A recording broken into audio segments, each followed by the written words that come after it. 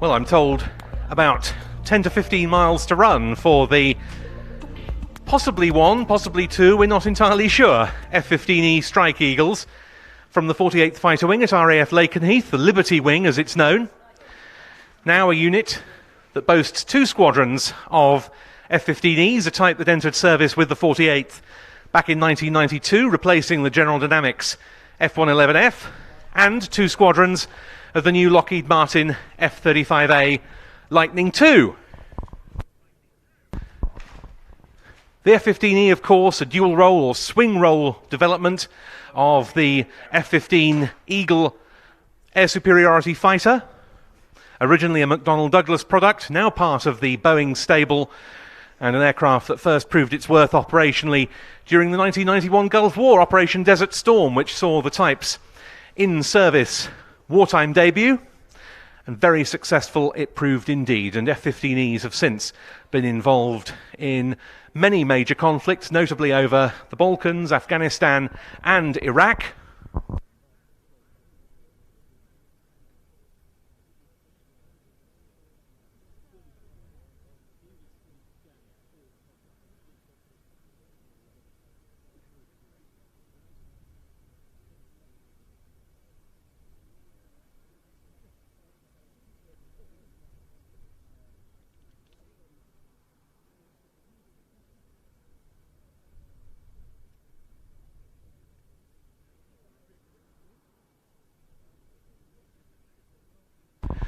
Pleased to say we do indeed have two F-15Es running through, and they'll be coming in from our left, about 10 miles out now, and a very appropriate way in which to, as it were, preface the main flying display here at our flying day.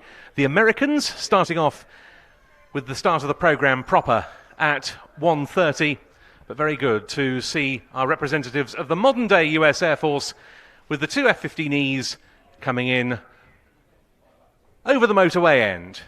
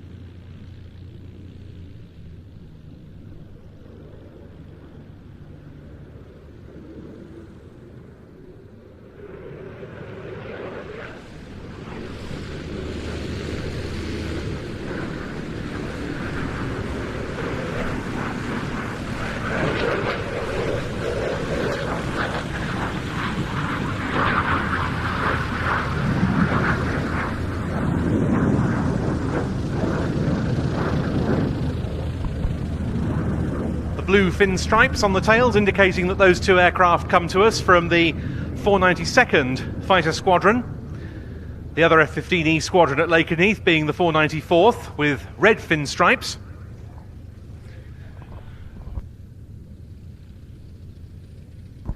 I know we have several members of the 48th Fighter Wing here with us at Duxford today. A very special welcome to all of you. Hope you have a great day with us, and thanks to your unit for its contribution to our flying activities. But the flying programme proper starting off at 1:30 p.m. and running through for just over a couple of hours.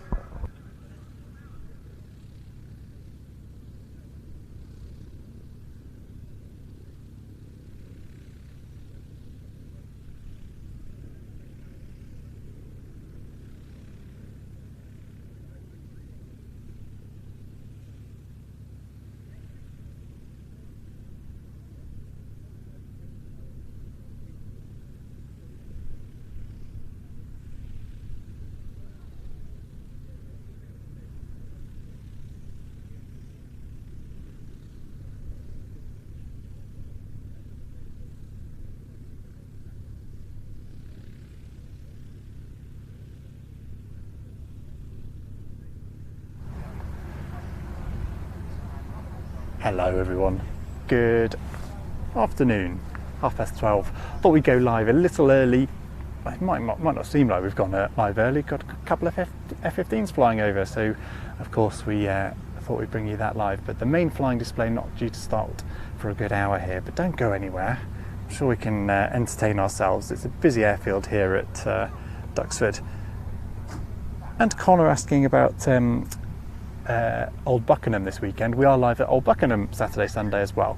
So we're looking forward to a very busy weekend. A busy day here to begin with about an hour's worth of flying. I'm rapidly trying to find my running order so I can run you through roughly what's going on. Mark did email it, there we go. So the wonderful sight of the B-17 out on the flight line there, we're expecting to see that first. Let's open this up. And who else is in the chat?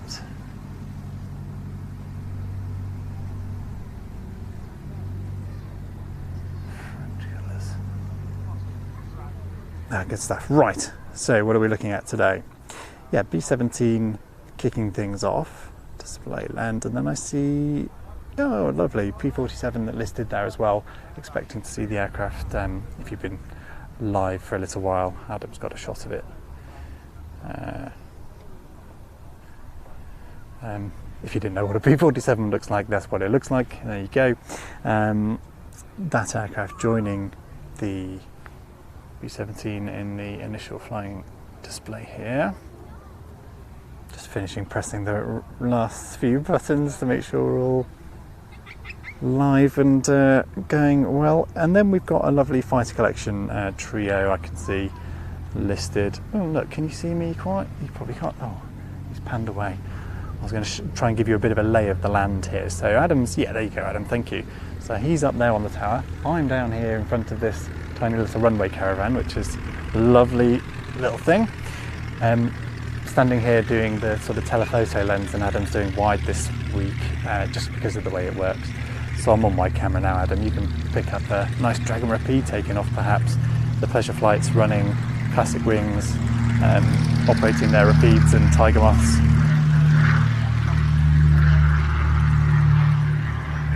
Lovely pleasure flights you can take if you're if you come to a flying day, or do they operate 5 days a week, 7 days a week? I don't know.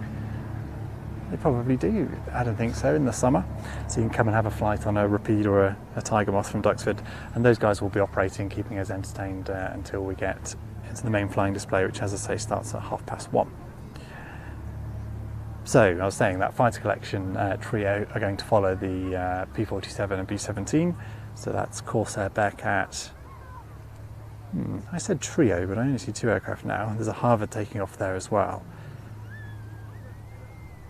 Yeah, so Corsair and Bearcat, just the 2 aircraft there.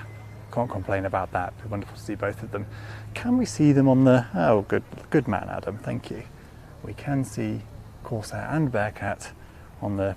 I call that the jet pan. I don't know whether that's what we call it here, but the sort of heavier aircraft tend to operate from down there. We saw the Vampire up there earlier, start up and get airborne, presumably going. I don't know whether they're going to Collingsby Flying Day, Families Day, I don't know. Yeah, jets tending to operate from there.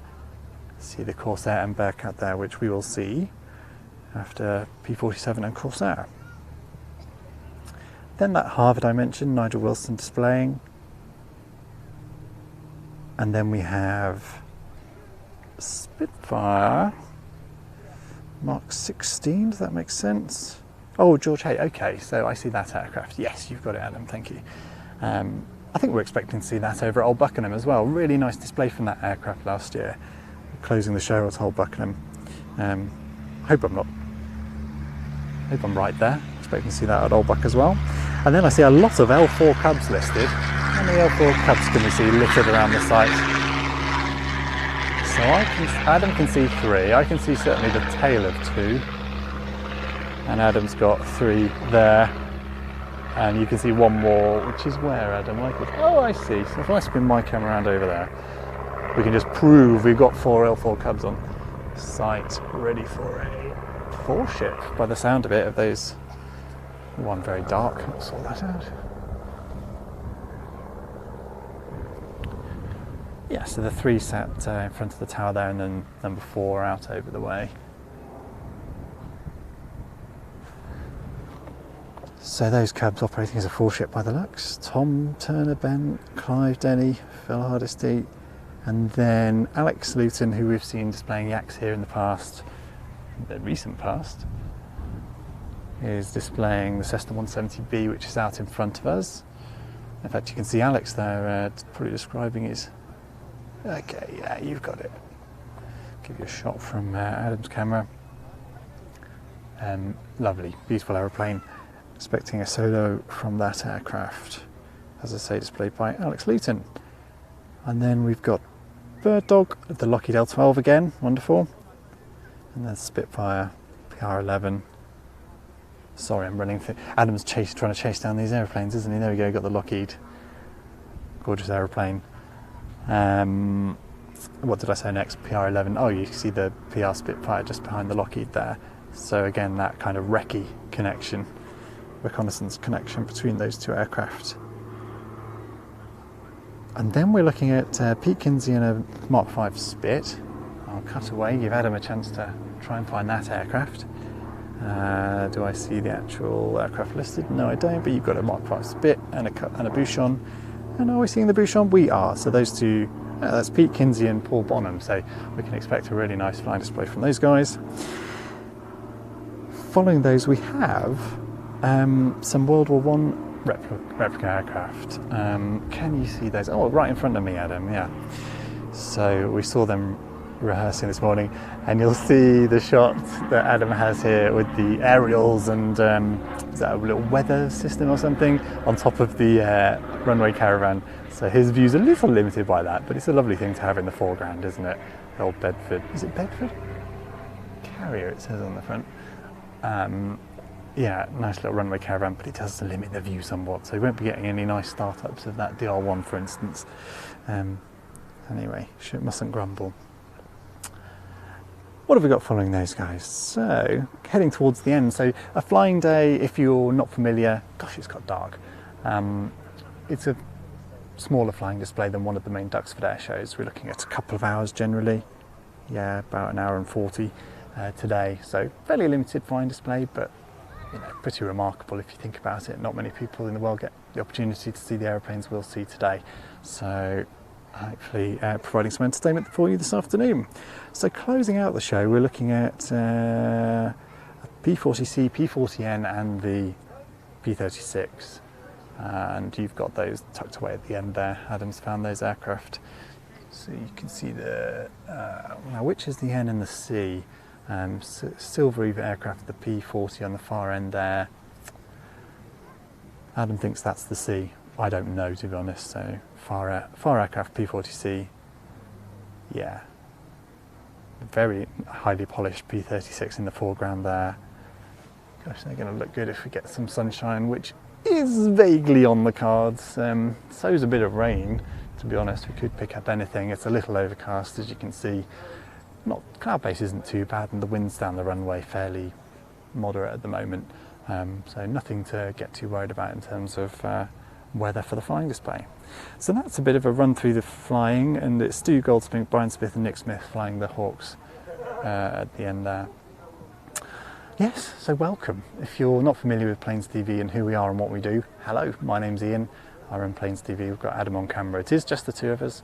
I'm mixing 3 cameras here and doing the telephoto lens and trying to talk to you guys. So we're all doing a little bit too much here, but we do try and sort of give you a bit of production value on the broadcast for such a wonderful flying display.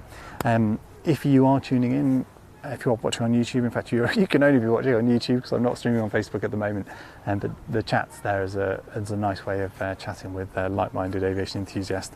I can see it on my laptop down there.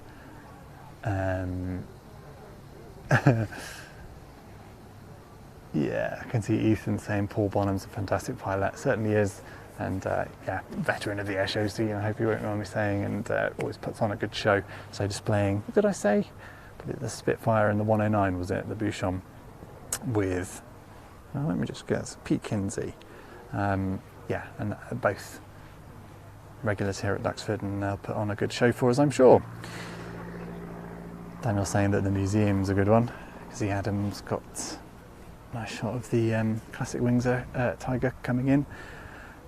Looking a little bit further ahead than today, we are live streaming at Old Buckenham over the weekend, so that is a fuller flying display. We'll be live from a little after 12 right through till after 5, and tomorrow we'll see the Red Arrows amongst many other flying displays, which I'm trying to think of. Oh yeah, the Tiger Moth reminded me that we will get a 9 ship tomorrow, not of Red Arrows but of Tiger Moths.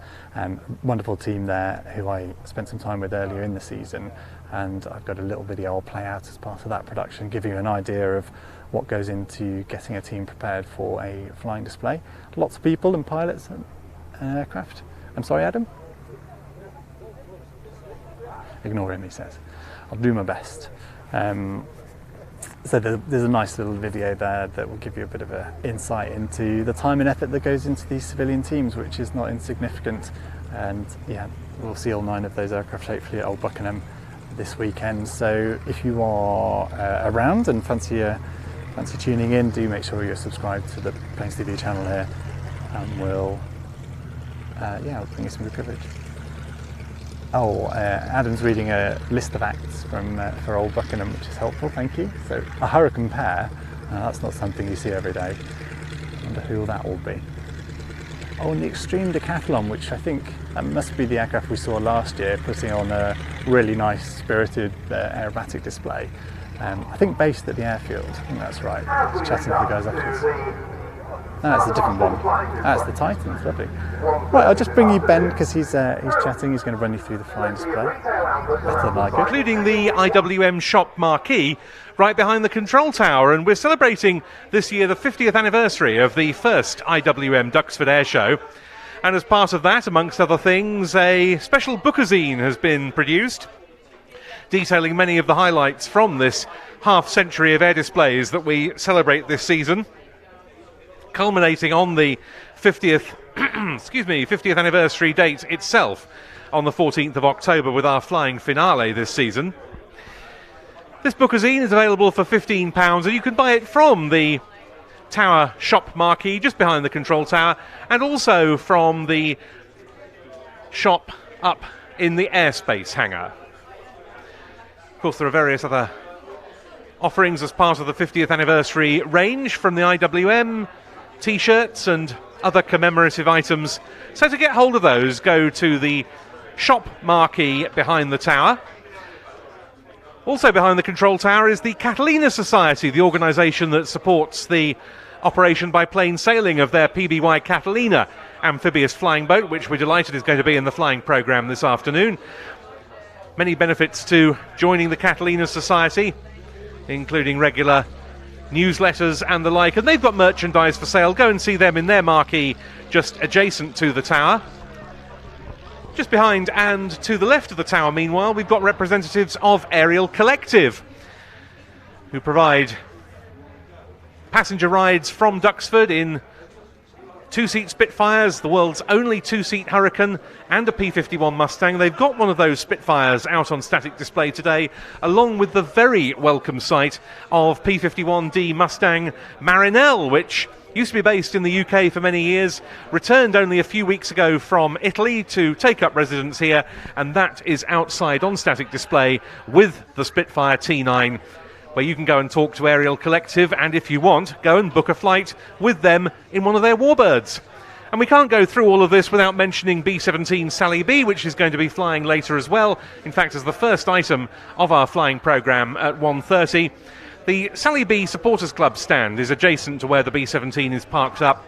Go along there, sign up for the Supporters Club. Once again, many benefits associated with that, and you'll be doing your bit to keep Sally B in flying condition for generations to come. Ben running you through some of the activities you can get involved with here live at Duxford. I appreciate that you at home can't do those things, but yeah, nice to set the scene as to some of the things that the sellout crowd here at Duxford can go and enjoy. Sorry, I should have said the Hurricanes I mentioned not displaying here. That's Old Buckenham tomorrow, so a pair of those aircraft as Old Buckenham. So yeah, we're sort of just gearing up for a weekend of aviation action, basically. So plenty here which I've run through. I'll do a quick run through again, why not? So we've got B-17, P-47, Corsair, Bearcat, Catalina, Harvard, Spitfire 16, 4-ship of Grasshoppers, Cubs, and Cessna 170, nice solo display, Bird Dog, the Lockheed L-12 and Spitfire PR-11, Spitfire Mark 5 with the Bouchon, and yeah, a group of replica World War I aircraft, DR-1, SU-5 and Newport 17, and then we saw the P-36 and the two P-40s down there closing out the show today. So that's today. Hurricanes tomorrow, along with things like the Tiger 9, Red Arrows as well. So plenty to watch if you're a subscriber on YouTube, and have a day to kill tomorrow. We'll be live both days from Old Buckingham, Saturday and Sunday. And it's a bit of a different setup. You can't really tell, but I've got my laptop out on a little table here. It's all a little bit not weatherproof. Got some massive plastic down there to chuck over everything if it comes to it. But it's Old Buckingham. The trailer is already pre-positioned there with the full gear. Still operating a fairly minimal team. So if you watched our coverage at Air Tattoo, for instance, we're talking about 7 people. We'll be 2 over this weekend. So a little bit more limited, a little bit more clunky from my point of view, but hopefully not too appalling from yours. Ethan's saying nice to hear Ben's voice. Yeah, so I should say my main job is going to be camera op today. I'm pushing one button, cutting between 2 cameras. Adam and myself. And the voice you'll have heard 5 or 10 minutes ago is Ben Donalto, airshow commentator you're probably familiar with, and he'll be guiding us through the flying. And very well, as always. Are the yellow and red steermen still at Dux? Pedro asks.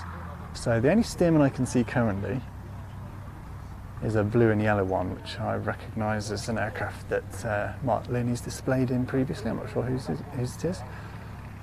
I'm not tall enough to see over the fire truck here. Adam's got a shot though, so looking at the back there, no, I think we're just Hawks and Corsair and Bearcat tucked away up there, so I can't see any other steermen on site. That's not to say they're not tucked away in a hangar somewhere. I can see a yak over there actually. No other steermen that I can see. Yeah, that's a good question on the PBY, the Catalina. So I think we're still expecting to see the aircraft flying, but the guys did mention that. Oh, Ben did confirm that. Sorry, I wasn't listening closely enough. Too busy pushing buttons. Yeah, Catalina, I think have an issue with their floats, so we probably won't see those descend. But hoping to see the aircraft display. Hope that doesn't interfere with the expectation that it heads over to Western in Ireland. Diesel Fox mentioning they are expecting to see the aircraft over there. Yeah, I don't think so. Boombox saying video quality excellent. Good, that's very good to hear. It's all a little bit, you can tell it's a bit of a gloomy day when you're setting white balance at 5,200. It is a bit overcast today, and yeah, all the ND is out on all the cameras, all the neutral density filters are out. Yeah, you need all the light you can get on a day like today. It's a little on the gloomy side. Hoping for a bit brighter conditions over the weekend, sort of sunny spells at Old Buckingham, I think. Chance of a shower here or there, but we can cross our fingers.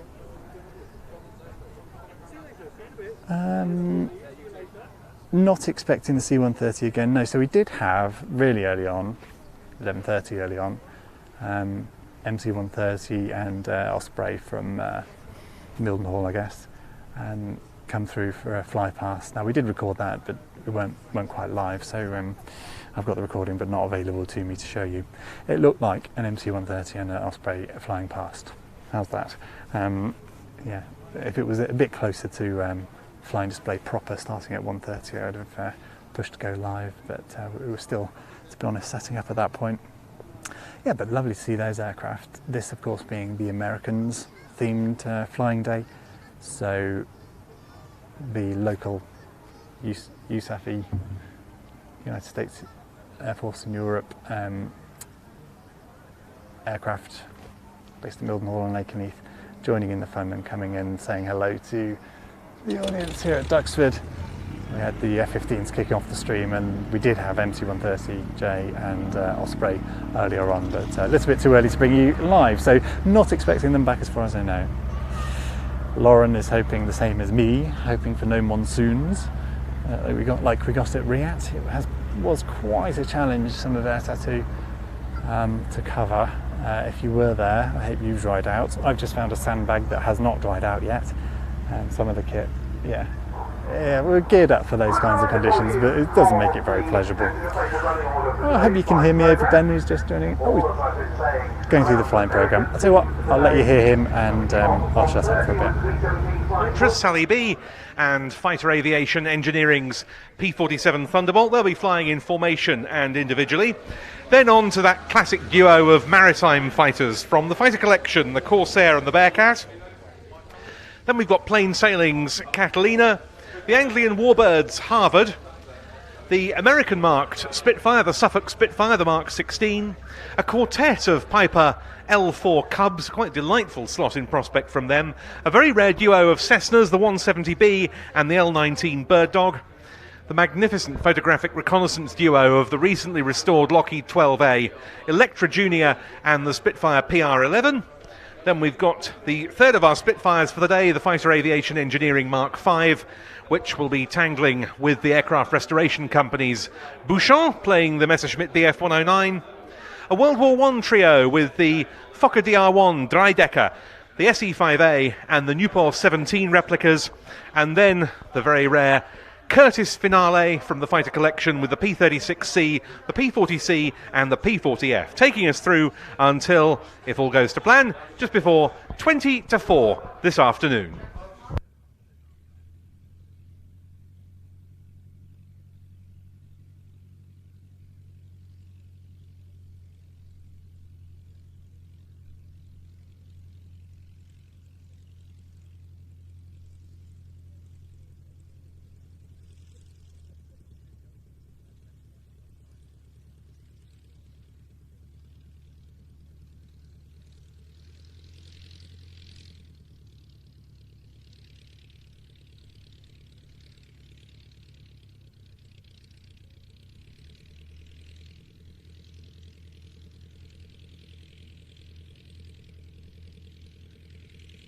And you are very welcome to stay here for a few hours, Penguin Overlord. We welcome our new masters. Yeah, we'll be here for a good few hours yet. So flying display starting proper, as Ben may have said, 1:30. It's about 35 minutes. Adam's just handed me my lunch, so I might find a moment to just gobble some of that whilst we enjoy the sights and sounds of the classic wings operating their pleasure flights. And a few other flights going on actually here at Duxford. It's a busy GA airfield as much as anything else on a day like today, a weekday I suppose. There's still people messing about. And Penguin mentioning that, yeah, you can expect rain during a British summer. You can, and we do prepare for it. So we were geared up for it at Air Tattoo, but they're long days already at Air Tattoo. We go live at sort of 9 o'clock when you'd expect a first arrival, and we're still live at 5 or 6 o'clock in the evening, possibly filming a fast jet flying display at that point. And if you've been rained on all day, by that stage of things, you're wondering about some of the choices you've made in life. But I shouldn't be too down on it. You know, we all came away. Adam said to me over breakfast this morning that he sort of parked all the negative, soggy feelings about, you know, getting drenched in the rain all day Friday and all the rest of it. Just remembering some of the dramatic flying displays we did see.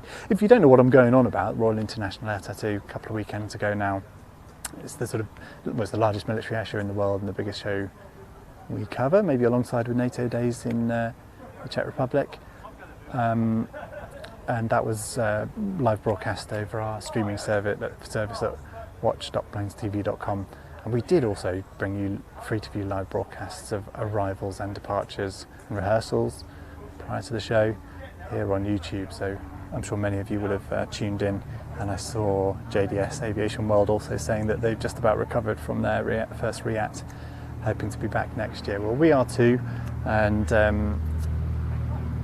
yeah, the recovery process took me about 5 days, but then I've spoilt it by the children coming off holiday and being at home, so running after children's tired me out again, ready for this weekend. But there we go, mustn't grumble. Yeah, several aircraft that Lauren has rarely seen fly. I mean, that is the case really, isn't it? You know, if you're maybe not from the UK or not a regular visitor to Duxford, it's sometimes easy for us who, when we are here regularly, to get a little bit complacent, if that's the word, you know, get used to seeing sights and sounds like 4 Curtiss Hawks displaying together, 3 Curtiss Hawks I should say, and 4 Piper Cubs today. Catalina, you know, the remarkable aircraft, and we expect to see the P-47, big favourite of mine, the big piston aircraft, the P-47, got Bearcat and Corsair out on the pan ready to go as well. Yeah, it's very easy to get used to seeing these things, but we must remember how lucky we are. Yeah, and a big thank you to IWM for having us today. So we're providing a little bit of PA support to Ben, a couple of mics, so you've got clear audio of him, and I'd say clear audio to those here, but there does seem to be a snag further down the line than my audio mixer. So I'm sending good audio to something, but it's a bit intermittent at the moment, which I'm hoping someone can resolve, because it does make a difference to. There isn't a public address contractor here this weekend. Gosh, well, this Friday I should say. Getting into the weeds here, you don't really need to know about it, but that's just the setup. We've kind of got a couple of mics set up for Ben and guest today. I think he's expecting another commentator to join him. I think I'll leave you with the sights and sounds of Duxford just while I grab my sandwich. As I say, we've got half an hour to go before main flying display starts, and we'll get camera on aircraft in a moment. What's JDS saying? I was hugging my camera like a baby during the rain at Riyadh. Yeah, that's one way of going. So I was hugging the camera, clinging onto it for stability at stages. There was some pretty serious wind gusts, which were probably more of an issue to us than just the moisture in a way. You know, it does affect the very long lens getting blown around. There's really just nothing you can do about it. It was a stabilised lens, but still, yeah, bit of a struggle. Anyway, we'll stop going on about how negative it was, and if you would like to watch back the footage, it is available on the streaming service. And of course, those arrivals and departures here on YouTube. And one more reminder again that we are live Saturday, Sunday, so tomorrow and Sunday from Old Buckingham for an action-packed flying display. We started talking about it, didn't we? I had a couple of Hurricanes, Tiger 19, so 9 Tiger Moths, Red Arrows tomorrow, Typhoon as well, both days. Expecting to see the Lancaster tomorrow. Trying to think what aircraft are joining from here, so B-17. The guys were saying the Cubs are getting shuttled around so that some of the Cubs can get involved. I mentioned the Spitfire Mark 16, which is heading that way, and a couple of other Warbirds and bits and pieces. Old Buckland's a really nice site, the sun's in the right place, lovely venue, and it's a sellout crowd tomorrow. It'll be very popular. Yeah, I'll dig out the running order of that one and try and run you through what's going on, but subscribe to the channel and set a little notification up for when we go live in about 24 hours time from there. It's a short journey from here, about an hour, and as I say, we've already set up. I've positioned the trailer. There's still a lot of setup for just Adam and myself to do tomorrow, but nothing we're not used to. Right, I'm going to put a sandwich in my mouth. Excuse me for a moment.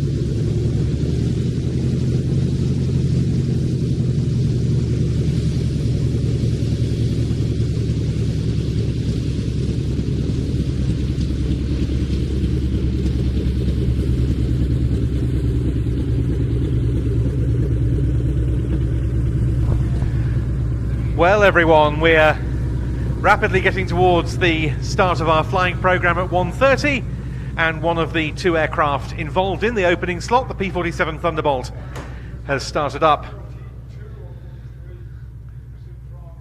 And now taxiing down the flight line, ready to get airborne and get off to the hold prior to the start of its slot, which, as I say, opens the show this afternoon.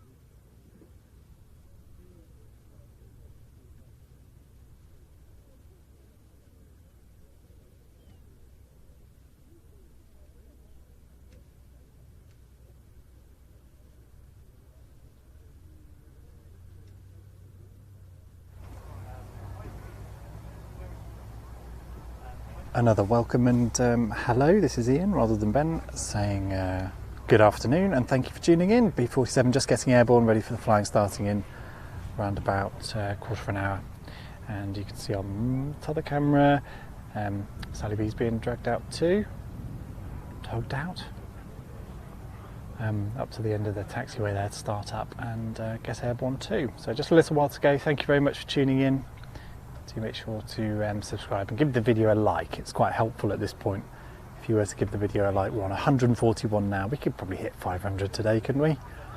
Give the video a like and that just helps other people find us. We've got a good couple of hours of aviation action to come, so it would be a good service to your fellow aviation enthusiasts out there if you were to give it a like.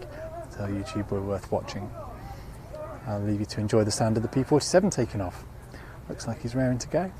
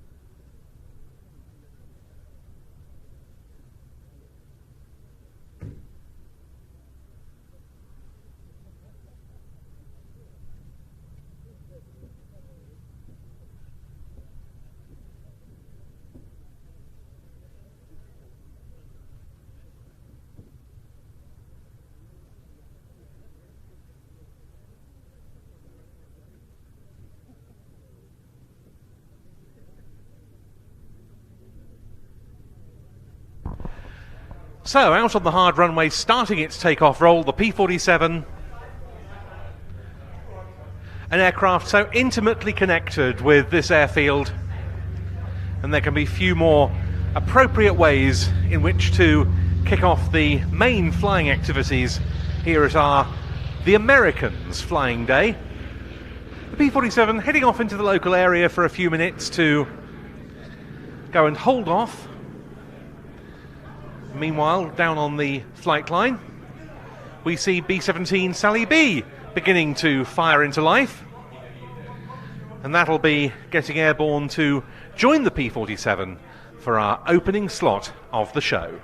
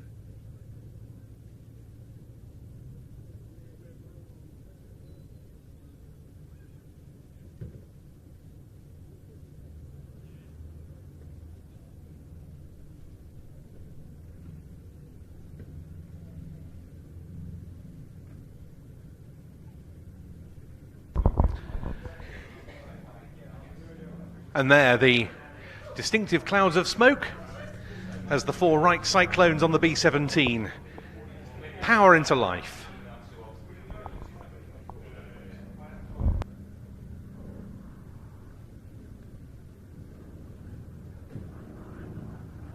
And how privileged we are to see such a tremendous lineup of historic aeroplanes, whether American-built or flown by the US forces, to make up our show today, including some very, very special historic specimens, aeroplanes with great wartime history of their own, others depicting types with a tremendous wartime history, but this all in salute to both the American past of this airfield as Station 357 of the US Army Air Forces between 1943 and 45, and also to the long-standing special relationship between the air arms of the United Kingdom and the United States.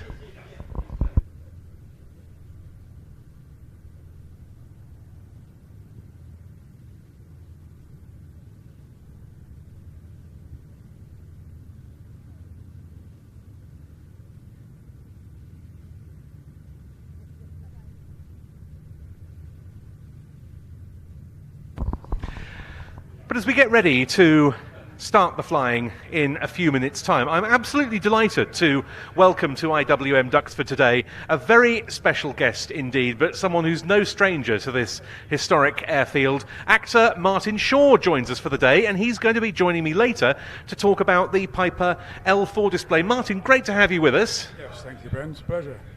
Now, you, I know, have lived in East Anglia for very many years, so aviation is absolutely all around, and historic aviation as well. Absolutely. Well, I was brought up in Birmingham anyway, so I was born and bred within shouting distance of Castle Bromwich. So in my early days, I was seeing Spitfires and Lancasters, and they were all over the place. And my dad and me used to go to the air shows at Castle Bromwich. Oh yes. Before it was turned into a housing estate. And then about 25, 30 years ago, I came to live in East Anglia, took my PPL, and here I am. So where did you learn to fly? At Shipton. Oh, excellent. Yes. I gather now, sadly, is closing. Yes, absolutely. One of a number of famous airfields in these parts. And that's very sad. But equally, though, your involvement with historic aeroplanes has also gone back a long way. It has, yes. Well, I knew right from the start when I took my PPL that I really only wanted to fly old aeroplanes. So I did all my PPL, I mean like 90% of it on a Cub. Then I had a Stearman for about 15 years. And then since 2007, I've had an L4 Cub, which is displaying today. Tremendous. Now, we talk a lot about the aircraft, we talk a lot about their histories, but as an historic aircraft owner and operator yourself, you're very well placed, I know, to comment on the sort of highs and lows of that process, aren't you? Because it's very costly in money, time and emotions. All of those things, yes. But I mean, if you love it, you love it, and you just have to adjust. Cut your cloth according to the suit or whatever the saying is. I mean, for a while I was very lucky. I had the Stearman and the Cub, but then it got too costly, and with a heavy heart I got rid of the Stearman. And I love the Cub. Everybody loves the Cub. It's ideal for my modest flying skills.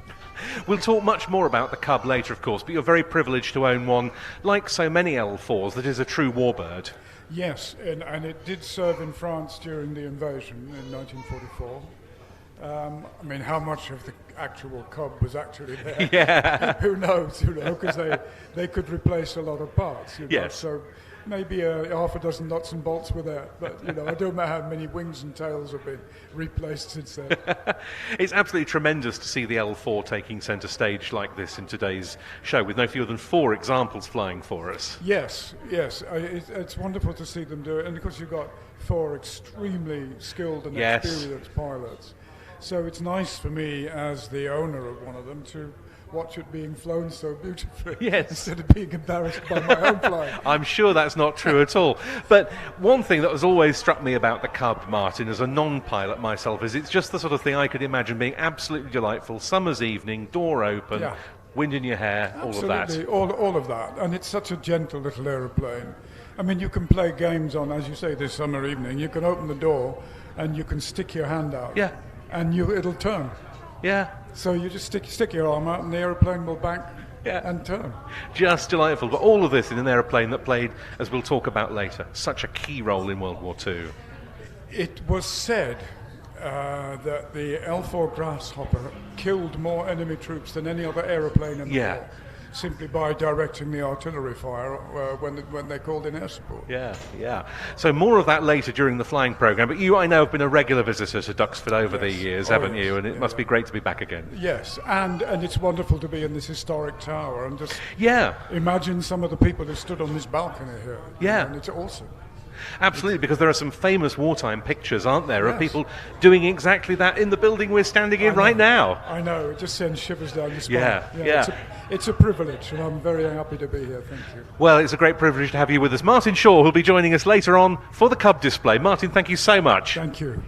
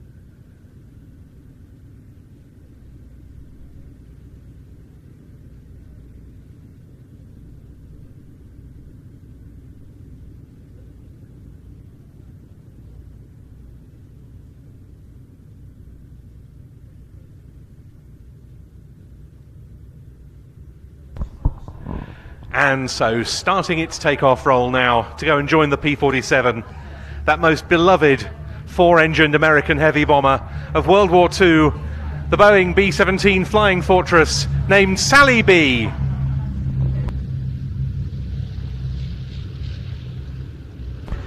Just the most marvellous sight, and an aircraft we're so happy to see back on the circuit over recent weeks after a rather late start to its season due to the need to be grounded for a time for inspections of the spar terminal joints on the aircraft mandated by the US Federal Aviation Administration.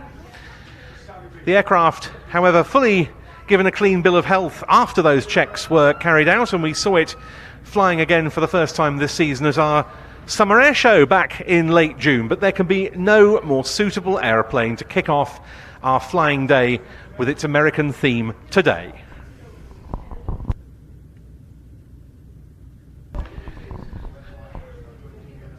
I hope many of you have taken the opportunity to get up close to Sally B, where it was parked earlier on the flight line.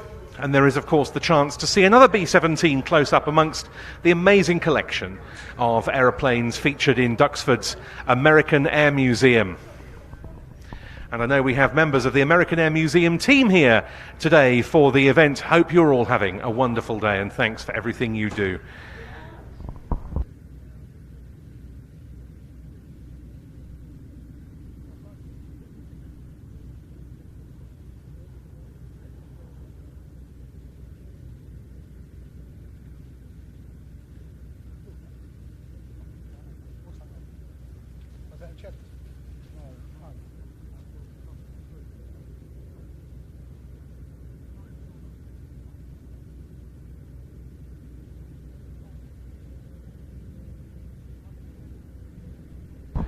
And the formation with which we open the show pays special tribute to the bomber crews of the US 8th Army Air Force that were stationed here in East Anglia in such numbers from 1942 through until the end of World War II in Europe in 1945.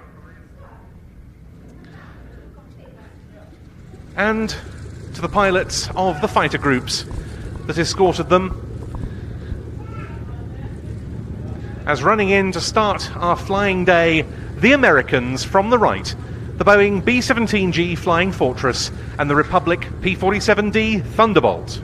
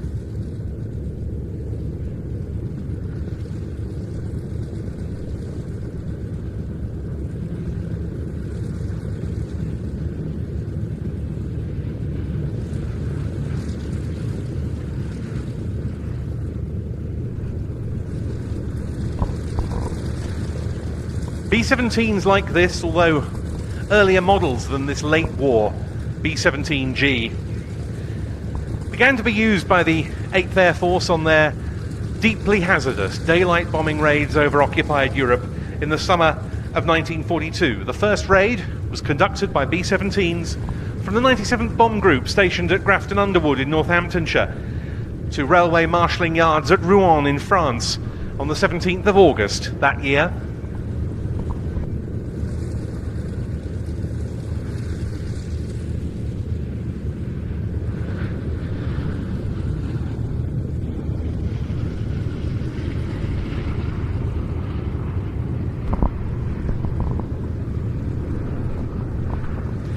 But it was, of course, the B-17 stationed just down the road from here at Bassingbourn with the 91st Bomb Group and named Memphis Belle that really underlined the developing legend of the B-17 in the European theatre. That B-17F model was the first to be officially credited with completing 25 combat missions, which it did between November 1942 and May 1943. Its crew, headed by Captain Robert Morgan, and which was constantly altering in its makeup, actually completed 29 sorties.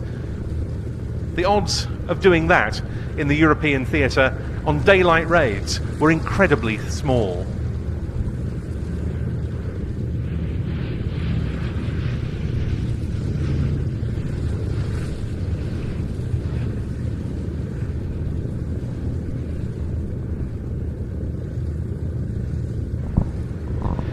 The 8th Air Force's main tactic with its heavy bombers, not just the B-17s, but also the consolidated B-24 Liberators, one of which you can also see on display in the American Air Museum here, was to conduct these raids, as I say, in daylight against German industrial facilities and transport and resupply networks, the likes of railway junctions and marshalling yards.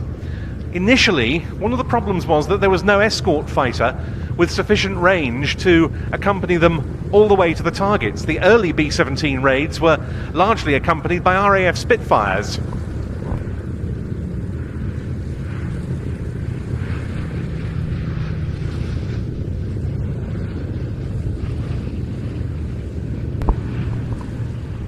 And that situation persisted for quite a while. To give you one example, on the 14th of October 1943, no fewer than 77 B-17s were lost either on or after a raid against German ball bearing plants in Schweinfurt. Later, aircraft like the P-47 we're about to see, and the P-51 Mustang, of which we've got a couple on the flight line today, came along, and losses decreased, especially as the Allies began to achieve air superiority over Europe.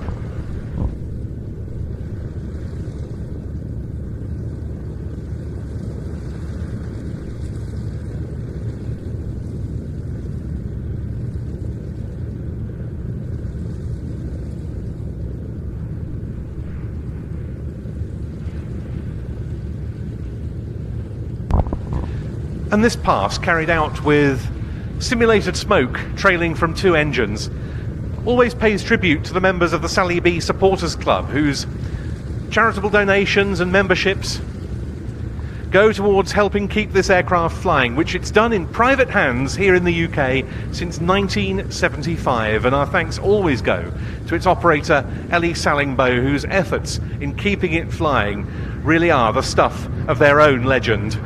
But here comes the P-47.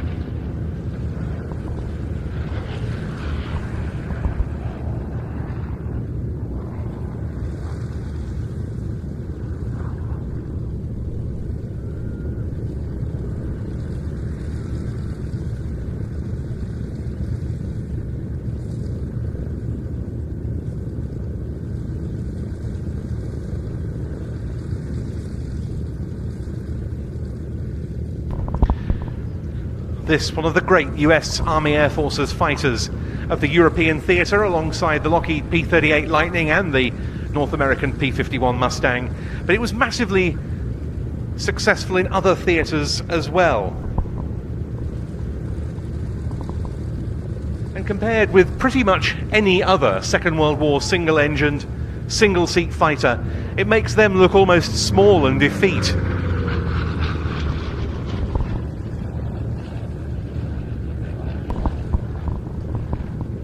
P-47 going through its paces as Sally B comes into land.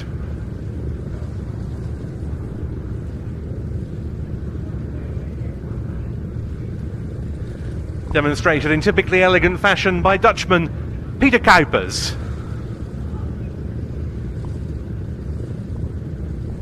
But as for the P-47, this is an aircraft that weighs 7 tons. There were multi-engined light bombers and strike aircraft that weighed less than that. It was also a design that took quite a long time to perfect. At the outset, it wasn't particularly long-ranged.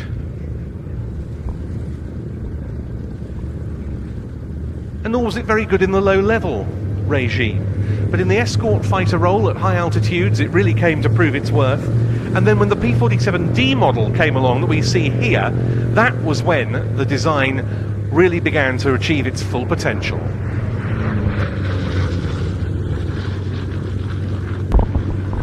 The aircraft became longer ranged, it had upgraded systems and, crucially, better armour protection. And as a result, it came also to excel as an air-to-ground platform. And that meant that when the newer, faster, longer ranged and more agile P-51 Mustang came along, there was still a role for the P-47 as the war in Europe drew to its climax. This due to the aircraft's qualities in the air-to-ground environment. P-47s performing many low-level strafing attacks on Luftwaffe bases.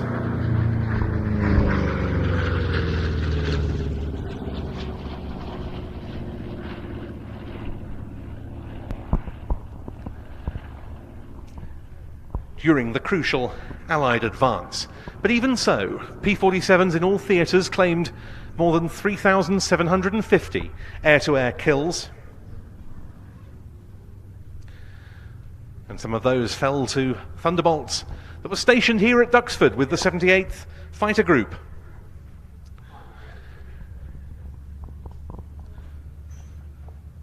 The group arrived here in 1943, and its P-47s flew on many notable operations, including on the night of the evening of August 28th, 1944,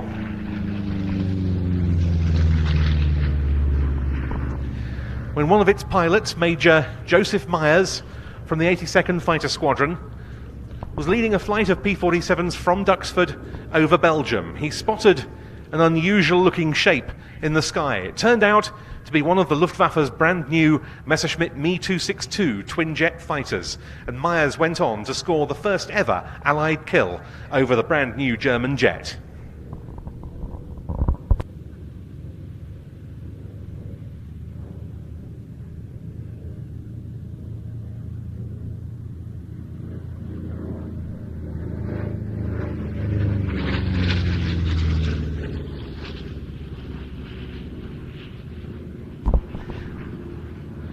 This one, the only Thunderbolt flying in Europe today, belongs to Fighter Aviation Engineering, who keep it largely here at Duxford. And it recalls the fact that it wasn't just the 8th Air Force that was stationed in the UK during wartime, but the 9th Air Force as well, at bases further west, as we get the two naval fighters of the fighter collection airborne underneath, the Bearcat, followed by the Wildcat.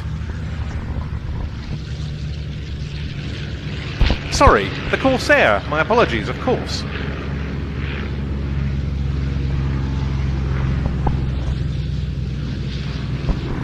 So used to seeing the two Grumman fighters paired up. Sorry about that.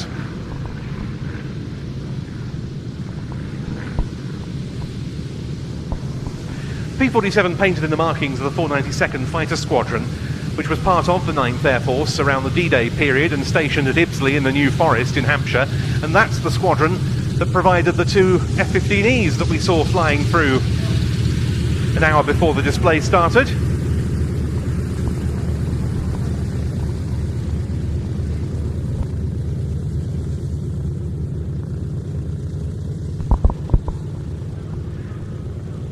The P-47's so well loved by its pilots, an aircraft that can be really wound up in a high-speed dive and maintain its energy thereafter.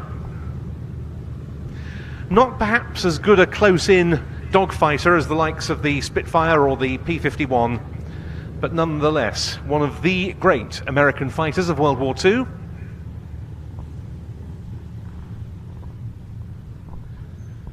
And an aeroplane in these past few seasons it's been marvellous to see back here at Duxford. This one used to be based here for many years with the fighter collection in a 78th Fighter Group scheme. Here it is, Interland, Fighter Aviation Engineering's P-47D Thunderbolt in the hands of Stu Goldspink.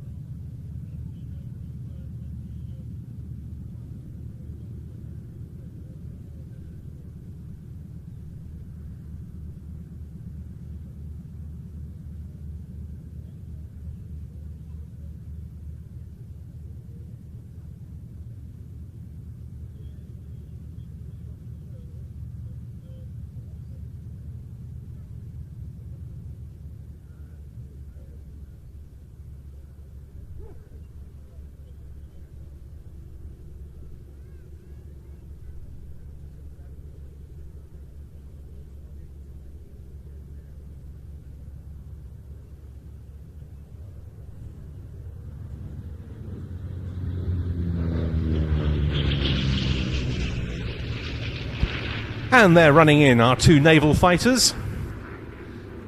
The Bearcat breaking away from the Corsair. Both of these aeroplanes belonging to the Fighter Collection, one of the outstanding fleets based here at Duxford, and both depicting two of the foremost carrier-borne US Navy fighters of the 1940s. And we begin with the solo from the Corsair.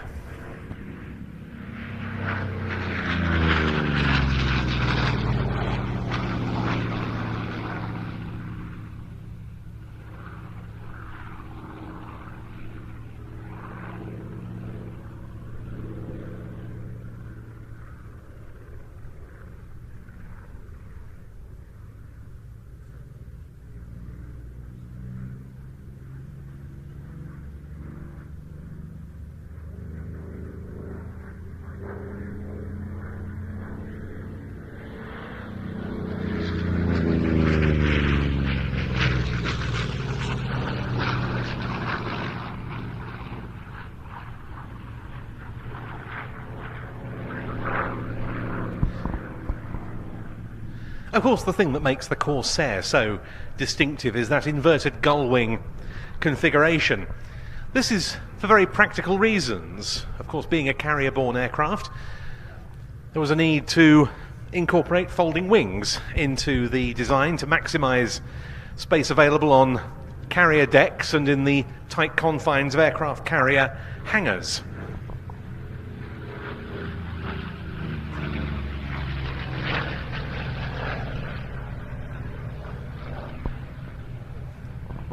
And this design enabled folding wings to be used while still giving the enormous propeller sufficient ground clearance.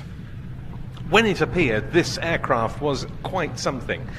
The engine is the Pratt & Whitney R2800 double Wasp of 2,000 horsepower. That was the largest capacity and most powerful engine of any fighter of its time when it first flew in May 1940, and with a top speed of more than 400 miles an hour, it was the fastest single-engined American fighter of that period as well.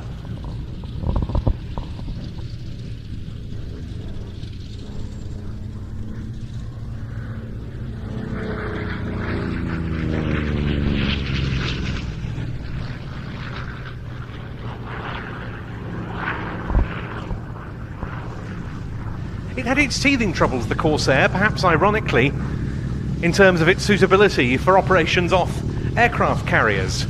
And it was our own Fleet Air Arm of the Royal Navy that approved the Corsair for carrier ops before the US Navy did. In fact, the majority of Corsair missions during World War II weren't flown from carriers at all, but from land bases.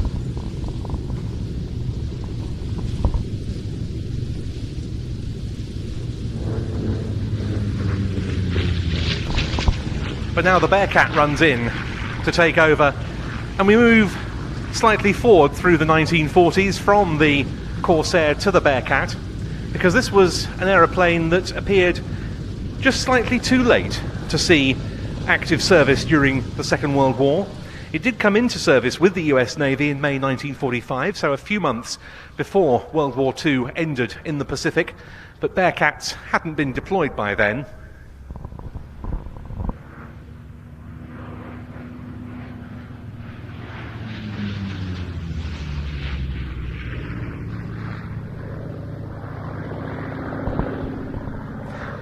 This aircraft carried on the great line of piston-engine naval fighters from the so-called Grumman Iron Works. There had been the F4F Wildcat and then the F6F Hellcat. The Bearcat developed as a successor to the Hellcat. Significantly faster and a much lighter airframe, but the trade-off came in the form of shorter range. 2100 horsepower from the Pratt & Whitney double Wasp engine, and it powers this aircraft to a top speed of more than 420 miles an hour.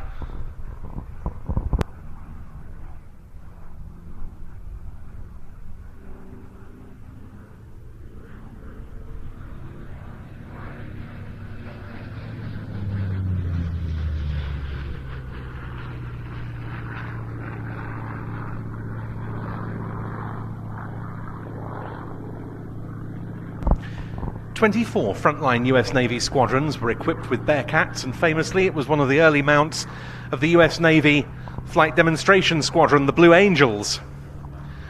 Soon as the early US Navy jets came along, it was relegated to second line service and training squadrons, but they did see some frontline use.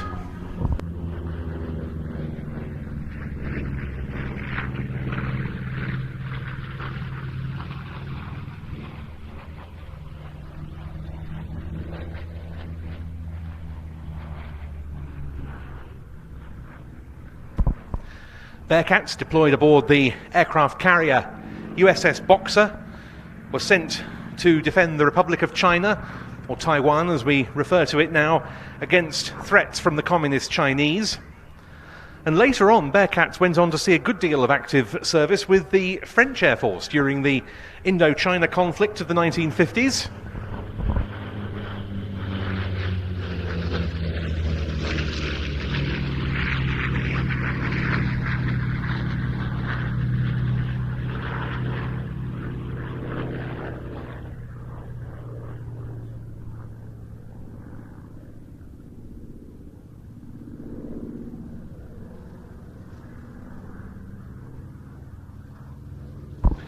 There's the Corsair in the colours of an aircraft of 1850 Squadron of the Royal Navy. Rolling out on landing, Rolf Meum flying that for us today.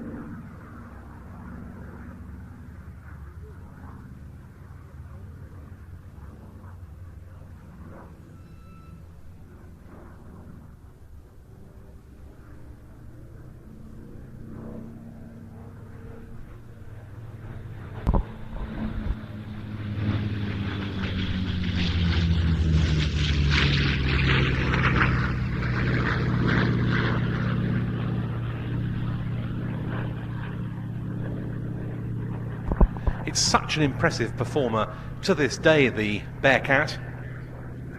One feature they trialled during testing of these aircraft was using explosive charges to blow off the outer 3 feet of the wingtips if the pilot somehow exceeded 8.5 G, thereby hopefully preventing the wing from a structural failure. However, it wasn't ever adopted on production Bearcats, as perhaps almost inevitably the system would often malfunction and always blew only one of the tips off, thereby creating some rather unpleasant handling characteristics.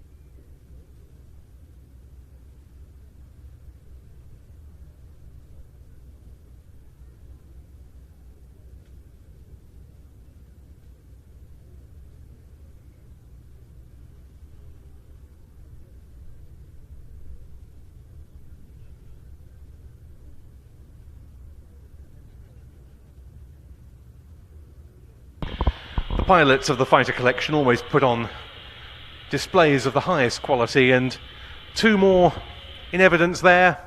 There's the Bearcat coming into land, with the collection's chief pilot, Pete Kinsey, at the helm.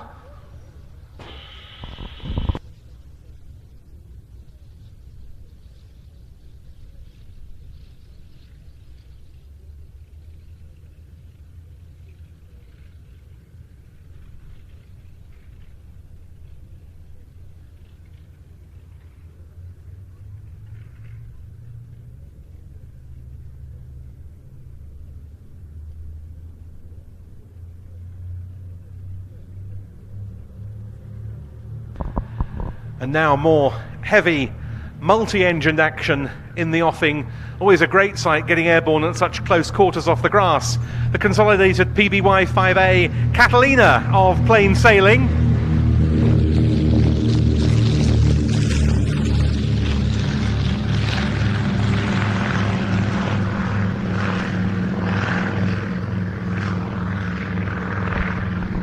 And then we've got the North American Harvard 2A.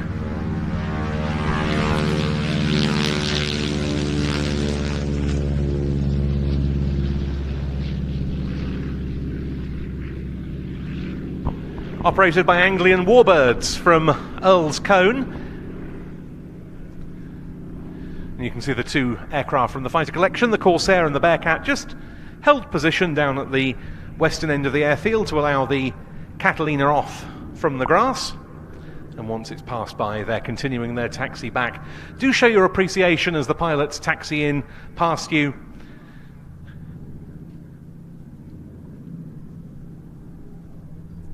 Some lovely flying there from Rolf and from Pete. But now turning straight in for its display, an aircraft we haven't actually seen on the display circuit up until now this year, because the engineering team at Plain Sailing, headed by Gary Short, have had to do some quite substantial work to get the aircraft flying again over the close season. But all of that after a Herculean effort has been completed, and here it is back in our skies, the Catalina.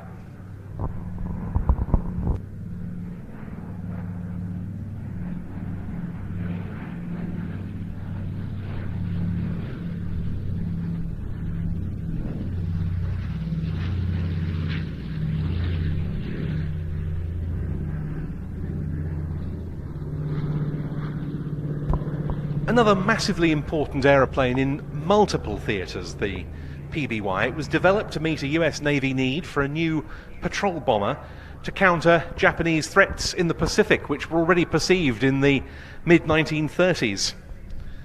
So its appearance was very timely.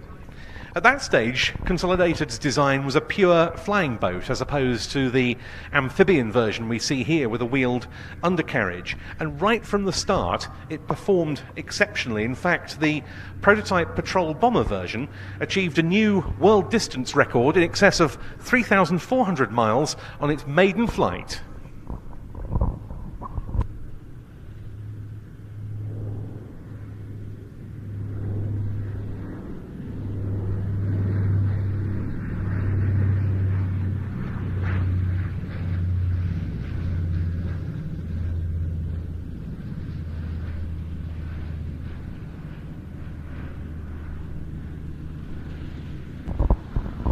In many ways, this was a highly innovative design. It's got what's called a wet wing. That means it incorporates fuel tankage, which leads to a considerable weight saving, and also means that the aircraft's lines are considerably cleaned up, so it has lower drag.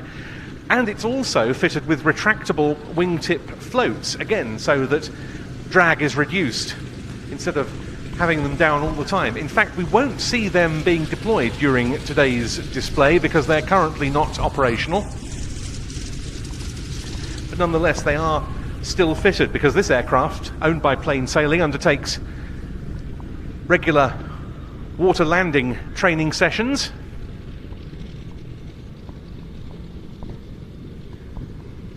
But again, it's one of those shapes in the sky that is truly unmistakable.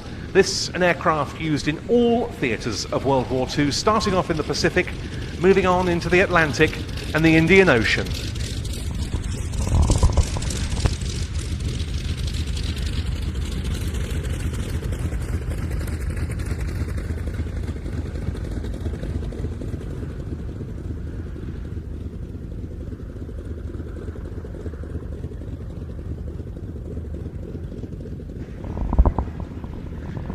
The name Catalina was chosen first by the Royal Air Force and then adopted by the US Navy.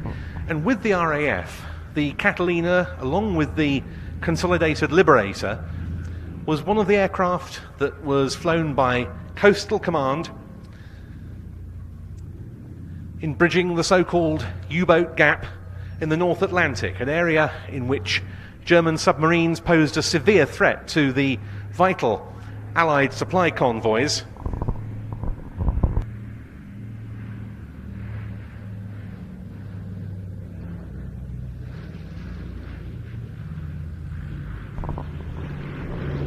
This because it was an area out of range of all existing land-based aircraft, until first the Catalinas and then the very long-range Liberators came along.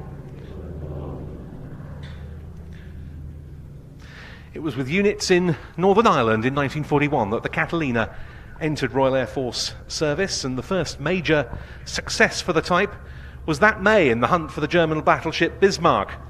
The ship was located off the port of Brest in France by a Catalina from number 209 Squadron stationed at Lough Erne in Northern Ireland.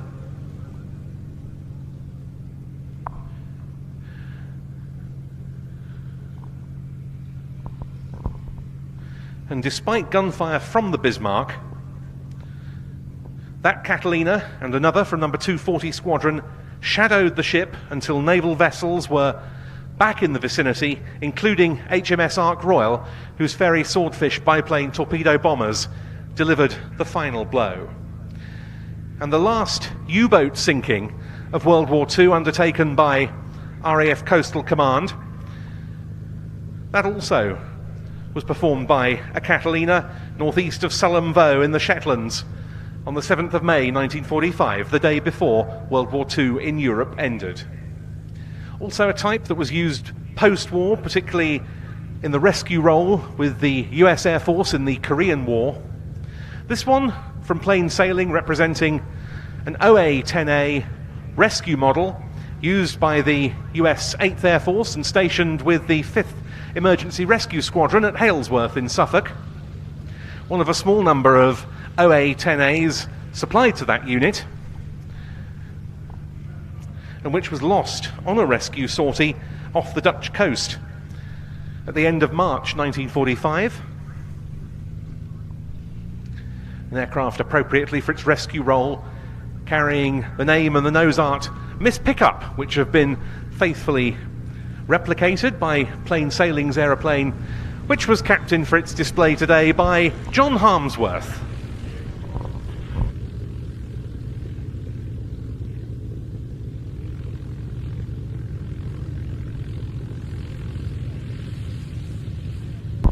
We'll actually be seeing the Catalina airborne again briefly later on, because it's got another display commitment to fulfill, in fact several, over the next few weeks in Ireland, and it'll be departing there later on.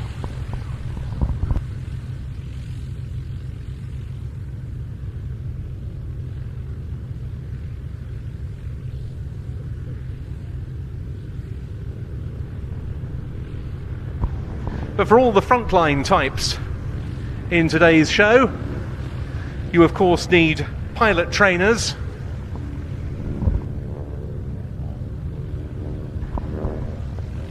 And here is one of the most outstanding and most revered of all time, the North American Harvard.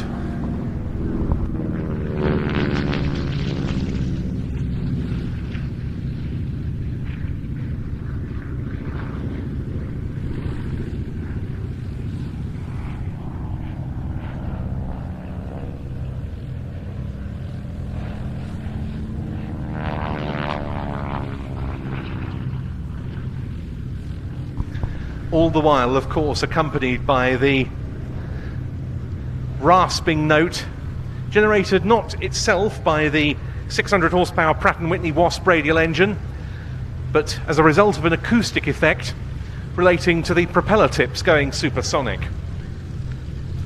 This aeroplane really does typify the qualities that you need in a good training aeroplane. It served in the advanced trainer role.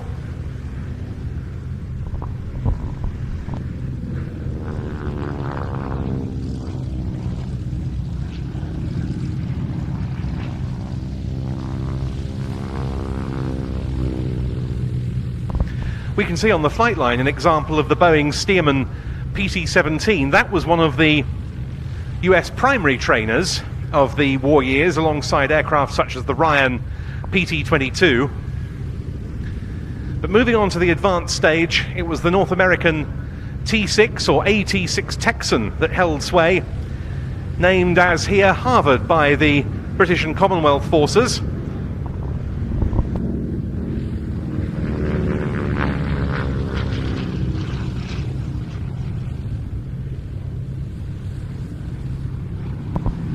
This one is in US Navy markings. They called it the SNJ.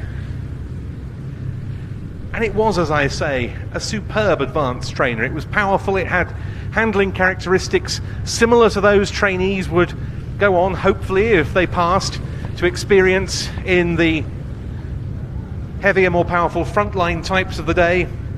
But crucially, it wasn't too easy to fly. It could bite if a trainee wasn't careful.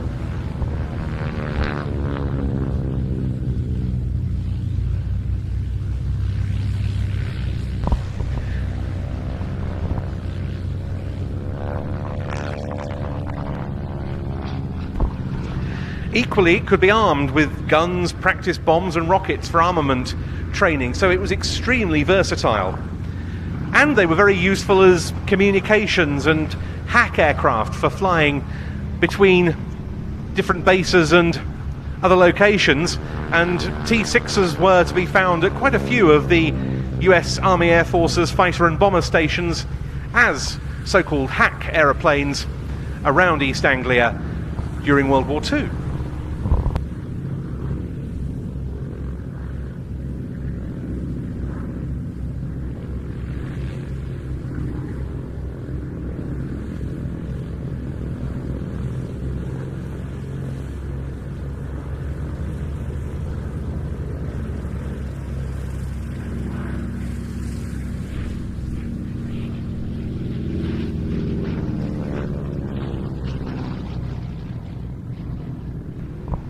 And the numbers these aircraft were built in tell their own story. Nearly 15,500 in all variants were produced. Quite a lot of them not by North American, the aircraft's original designer and manufacturer, but by the likes of the Canadian Car and Foundry Company and Nordyne in Canada. This one's quite rare because it was built by North American. It dates from 1942. It was allocated first to the Royal Air Force, then to the South African Air Force.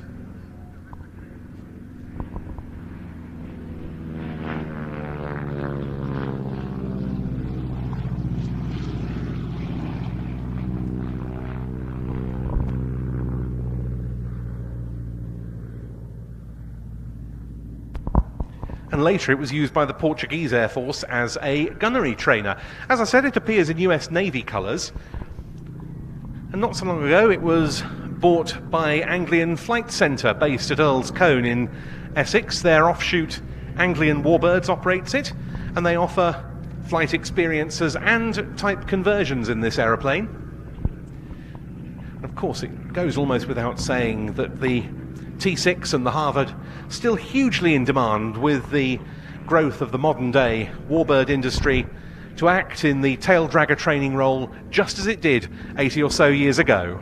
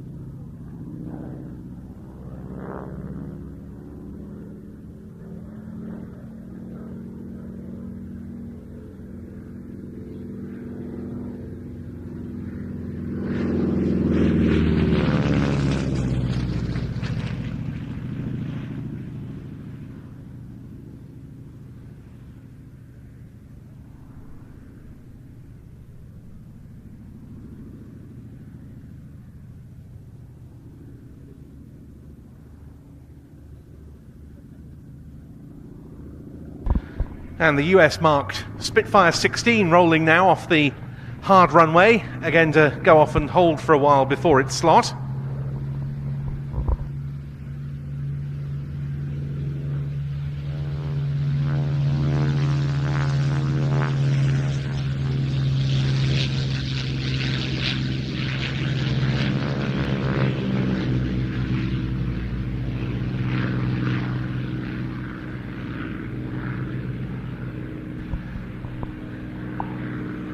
And that was an excellent aerobatic workout of the Harvard by Nigel Wilson.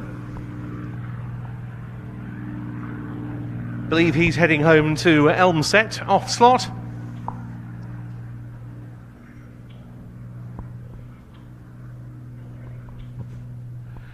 But look at this on the threshold of the grass runway, a marvellous assembly of 4 Piper L4s.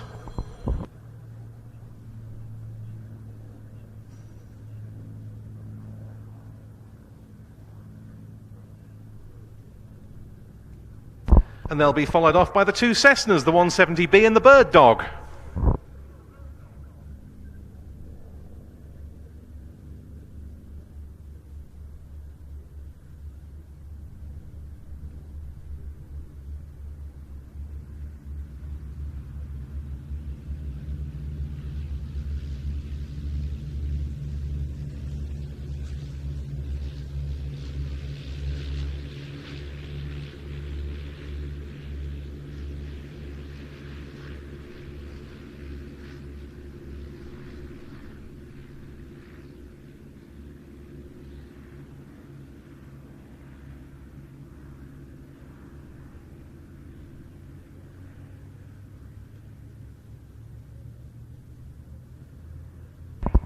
And there are the Cessnas on the roll, the 170B first, the civil element of the pairing, followed by the military L-19 Bird Dog.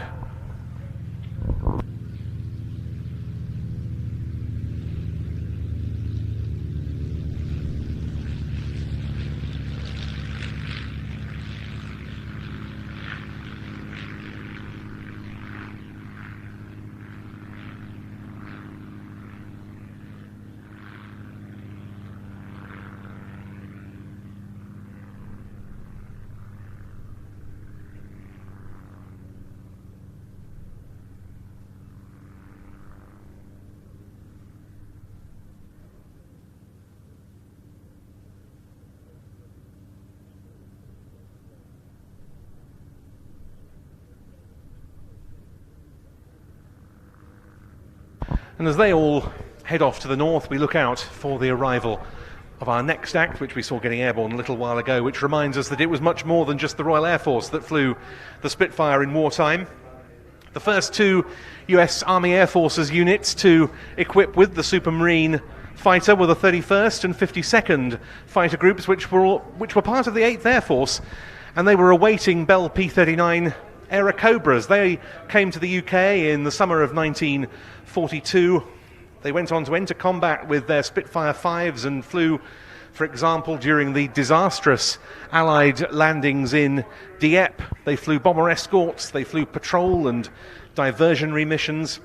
They were then reassigned to the 12th Air Force for the invasion of North Africa, operating out of Gibraltar. And that was the start of extensive American use of the Spitfire. The former RAF Eagle squadrons, manned by American volunteers before the US entered the war officially, were transferred into the US Army Air Forces as the 4th Fighter Group stationed at Debden.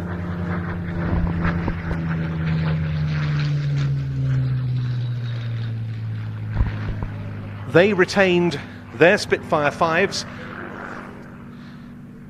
and will reflect later on US Army Air Forces photographic reconnaissance use of the Spit. This one is in the colours of a 12th Air Force Spitfire from the 31st Fighter Group.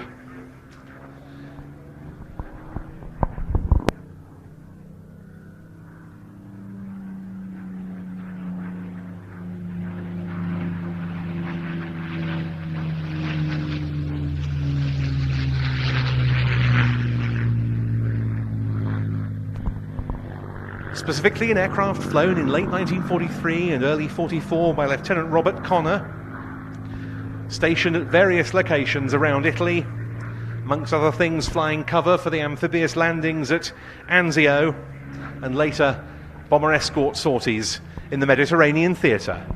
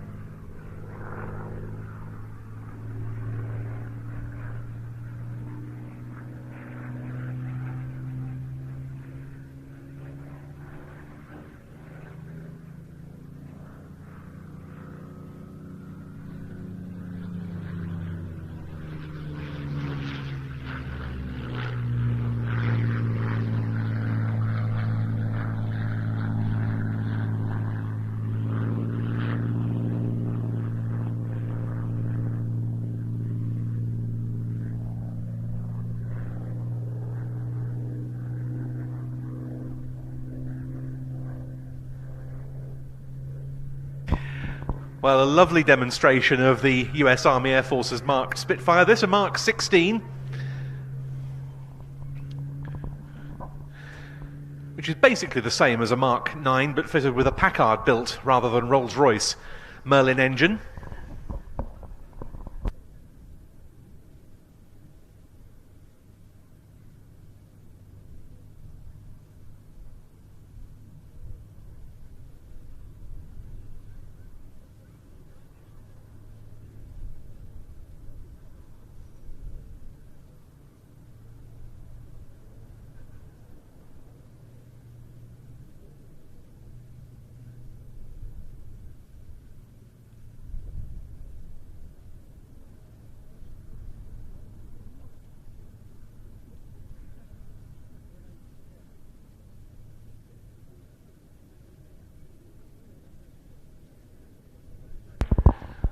This aeroplane acquired a few years ago by Suffolk Spitfire, and it's now kept here at Duxford, adding another example to the extensive list of Spits that are based here.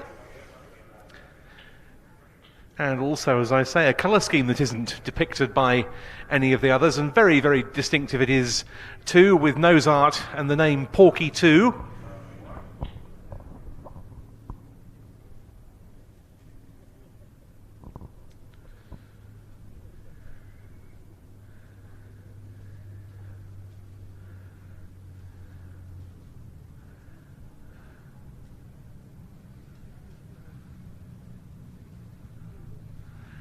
And touching down ever so gently on the hard runway, George Hay with the Spitfire 16. But now it's that lovely formation of Piper L4s that we saw a little while ago that's going to be entertaining us next. And here to tell you all about it, joining me at the commentary position, I'm once again delighted to welcome Martin Shaw. Thank you very much. So these unassuming little aeroplanes hold a number of extraordinary records, which I will tell you about later. Now, this team is led by Phil Hardesty, who's the team leader, and he's been display flying for 5 years, and he's been flying since the age of 10. We must ask him how that was possible at some point. Number 2 is Clive Denny.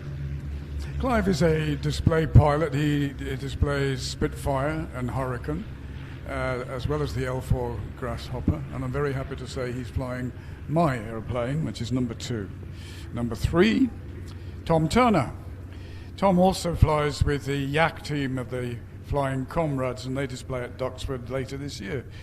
And Tom's day job is the flying display director and the flying instructor at the Imperial War Museum, Duxford.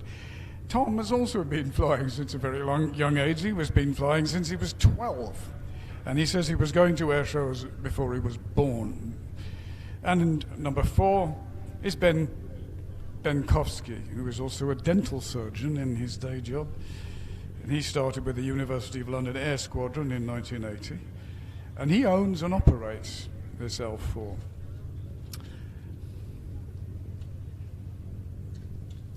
The reason they're called a Grasshopper is because that's exactly what they did. They could come in and out of rough fields. They could land on the grass. It's also been said that some of them even landed on railway lines.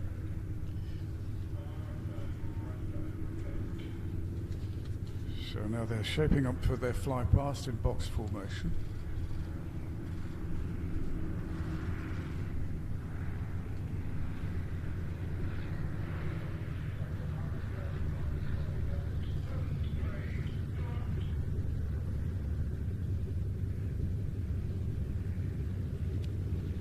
These lovely aeroplanes are easy to fly and very difficult to fly well. And I'm pretty sure that they're being flown well at the moment.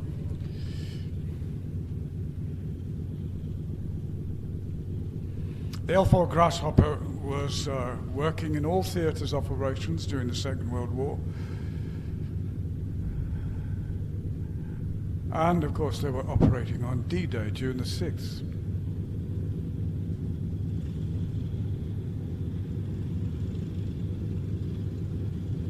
One of the really important jobs they had on D-Day was to correct the shots of the Allied Navy.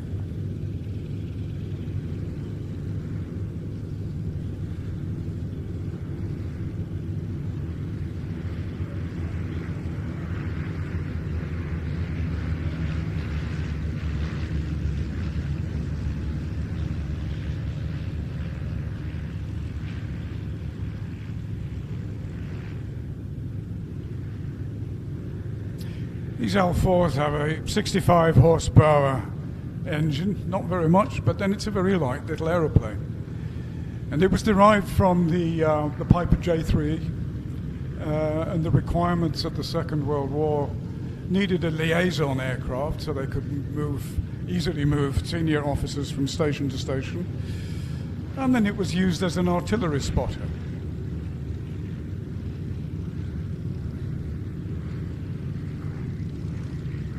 One of the quotes from a German officer was, "We grew to hate these little green aeroplanes when we saw them because we knew that we were in for hell."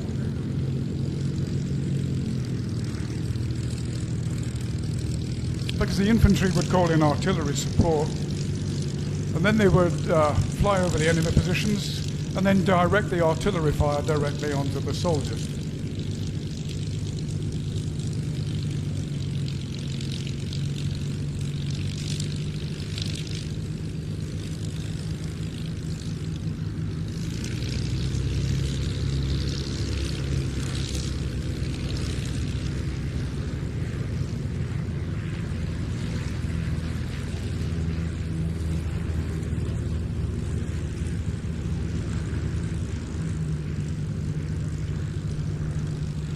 As you can see, they're extremely maneuverable.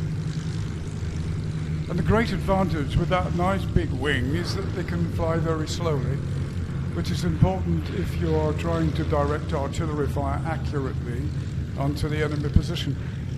The drawback, of course, if you're flying slowly, you can be shot at that much easier. They were very, very brave, extraordinary men who flew these in the theatre of war.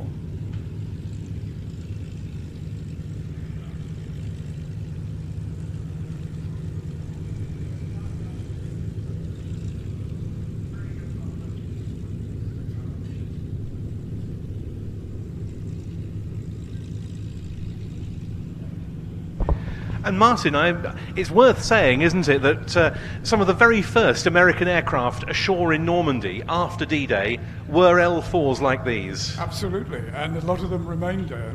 Yes. In fact, that's where mine came from. Yes. And it ended up in France, eventually, in the south of France, which is where I ferried it back from in 2007. Yeah. Used very much by aero clubs after the war, weren't they? Yeah. And now, of course, they're very highly sought after. Yes. You still find quite a few standard J3s around, but the ones with the extra glazing, like the L4, these are the ones that people want because it is a genuine warbird. Absolutely. Yeah.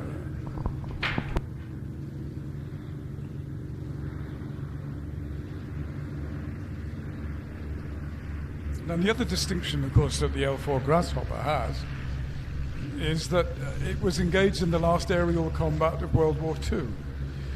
And this happened when an L4 Grasshopper saw a Fiesler Storch.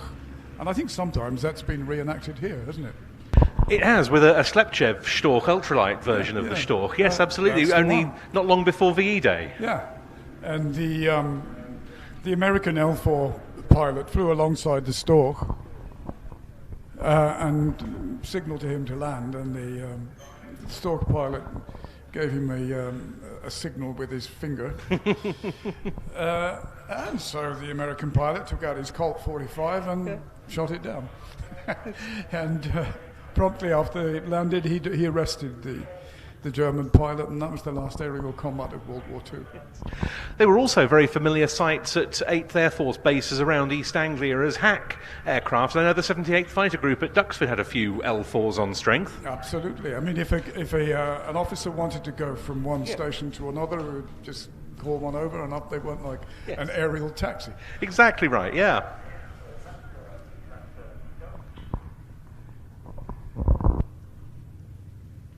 The other L4 story, which always amazes me, it's eye-wateringly unbelievable. There was an American pilot, and his name was Major Charles Carpenter. Charles Carpenter flew a little cub called Rosie the Rocketeer. And not content with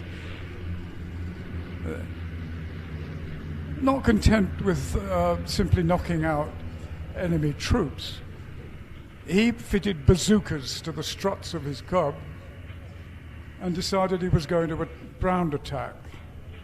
And by the end of the war, he was credited with 6 tanks, one of them a Tiger tank, 4 armored cars, and several staff liaison cars. I think he must have been mad, and that was his nickname, the Mad Major.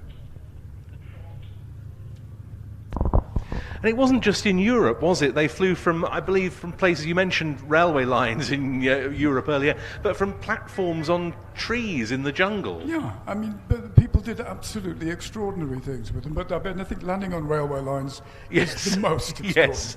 I mean, I can't even imagine how they did that.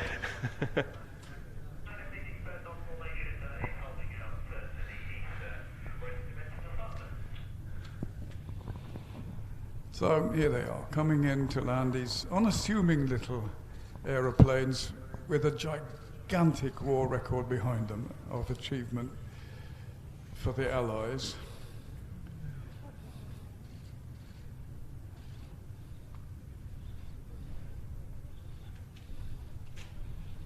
So they can hear you, give them a cheer, give them a good clap.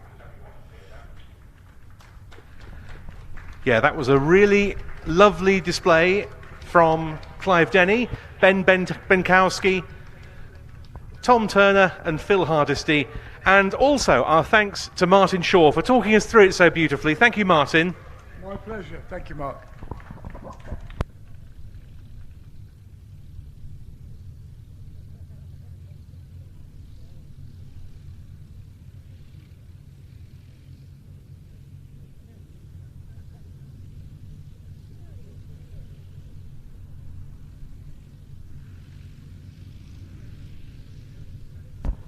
Well, we're sticking with aircraft from the lighter end of the spectrum now, as the Cubs begin their taxi back towards the flight line, and we're looking for 2 different products from the Cessna company, one used in the civilian world, the other a military relative.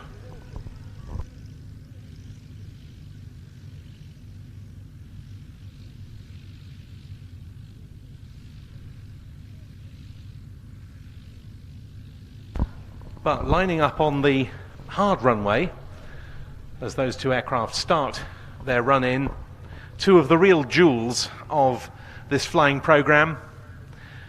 And the first of them, the twin-engined, twin-tailed transport, is a restoration that's only just appeared on the show circuit this year. And there's absolutely no doubt in my mind that this is one of the most significant historic aeroplanes flying in the UK today.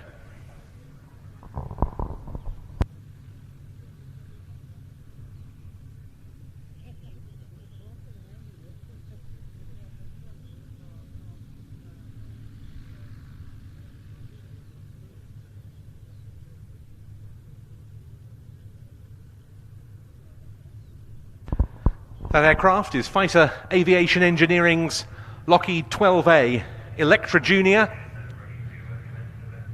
That's starting its takeoff roll now, to be followed by the aircraft restoration company Supermarine Spitfire PR-11.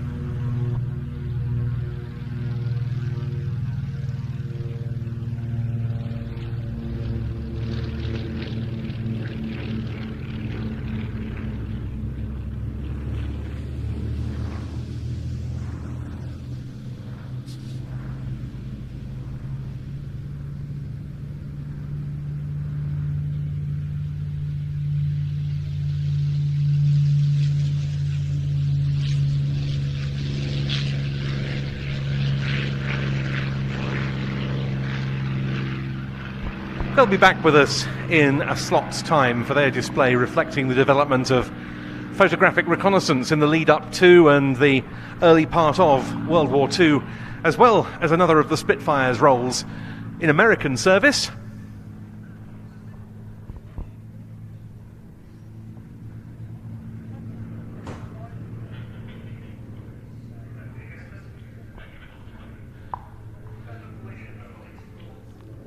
But now we're looking out to the left and for the run-in of these two high-wing designs from the Cessna company of Wichita, Kansas.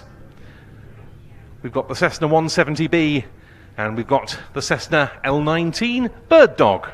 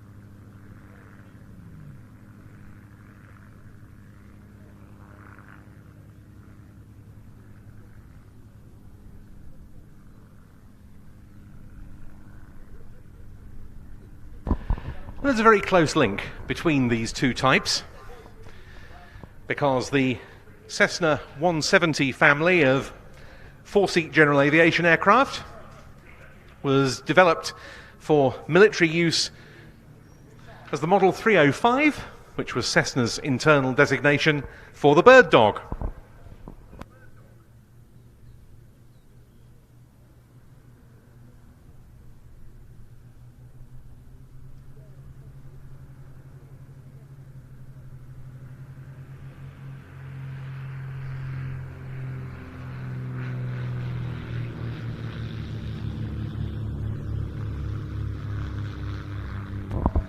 And you can really see the similarity as they fly past together. The 170 family started out 75 years ago this year, in fact, in 1948.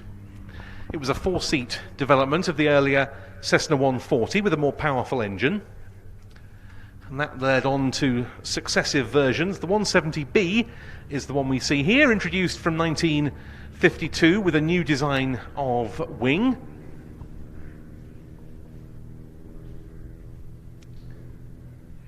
And in fact, that wing design was itself inspired by that of the Model 305, or the Bird Dog, which had already taken to the air in 1949 and entered service with the US Army the following year.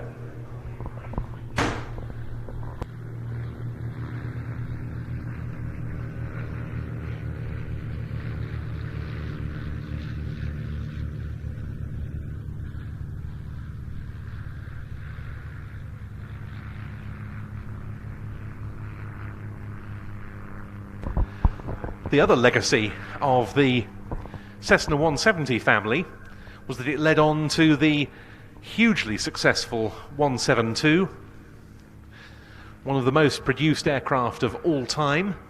And again, there are very many design cues that you can see in the 172 when compared with its earlier tail dragger predecessor, the 170.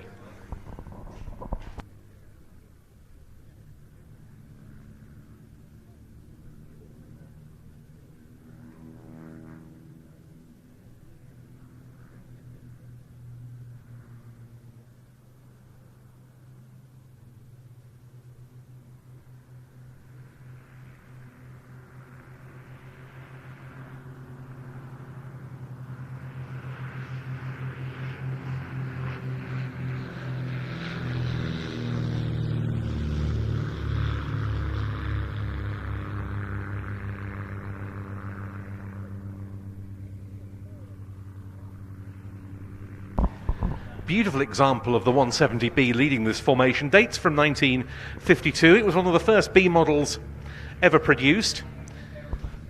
That wing enhancement I mentioned involved the incorporation of what are known as Fowler flaps, which are able to travel through some 40 degrees and give the aircraft very impressive short field performance.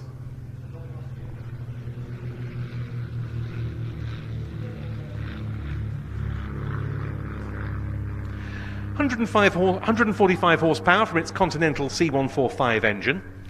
This aircraft spent more than 35 years with the same owner in California. He was in the wine business and flew the 170B over the huge expanses of his vineyards, checking that year's harvest from the air and also looking out for any intruders onto his land. It came to the UK in 1996, was completely rebuilt. The aircraft now based at Terweston near Silverstone in Northamptonshire. Leading the two in towards us for a break. 170 heading off to the right, the Bird Dog to the east.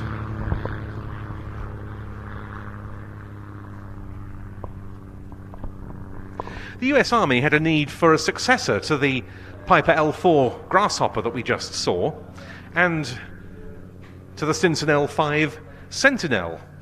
And more than 3,400 L-19, or as they later became, O-1 Bird Dogs were built.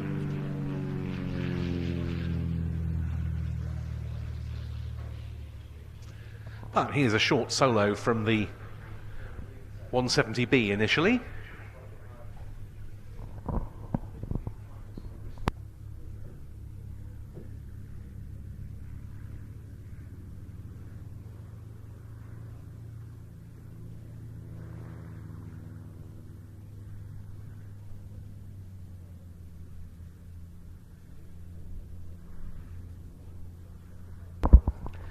And here's the 170B running past us with flaps deployed at the slow to demonstrate that aspect of its flight envelope.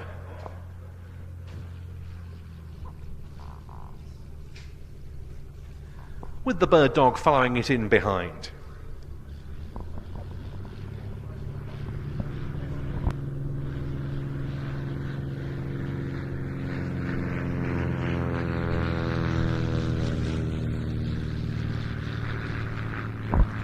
The US Army's L-19 Bird Dogs went straight into use in 1950 during the Korean War. They were also flown there by observation squadrons of the US Marine Corps, and one of them was borrowed by a Royal Air Force unit who deemed it superior to the Oster AOP-6s that they'd been operating in Korea. Right from the start, the design showed its toughness. In 1952, one US Army L-19 had 12 feet of its starboard wing shot off by anti-aircraft fire, but it was repaired and flew again the next day. Most of them were turned over to the US Air Force from the mid-1960s when the Army was increasingly becoming a helicopter force. They flew again in the Vietnam War as forward air control and reconnaissance aircraft with the US Air Force. 469 of them were lost during the Southeast Asia conflict, a significant sacrifice on the part of their crews. This one was delivered in 1957 direct to French Army Light Aviation, the Aviation Légère de l'Armée de Terre, in Algeria, and it had to be repaired in theatre at Blida in 1960. In the 80s it was sold onto the civilian market. It spent years based at Fayence towing gliders, but it came to the UK in the early 2000s. It wears original French Army markings. It's owned by BC Arrow Limited, based at Harden near Chester, and it was flown today by Mac Pettit. And it's followed back onto the ground by Alex Luton in the Cessna 170B.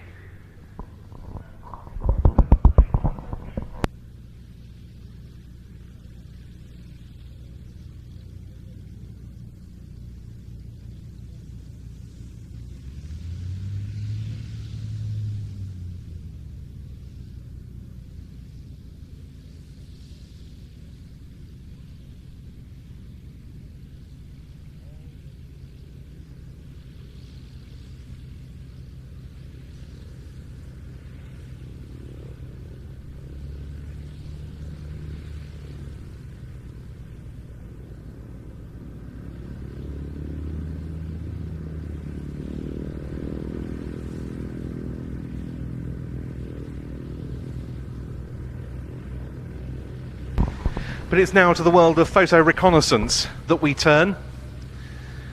And the aircraft in the lead, a quite remarkable survivor of pre-war covert operations over mainland Europe, in the form of the Lockheed 12A Electra Junior, accompanying it a late war photographic reconnaissance mark of Spitfire, the Spitfire PR-11, and they're running in now.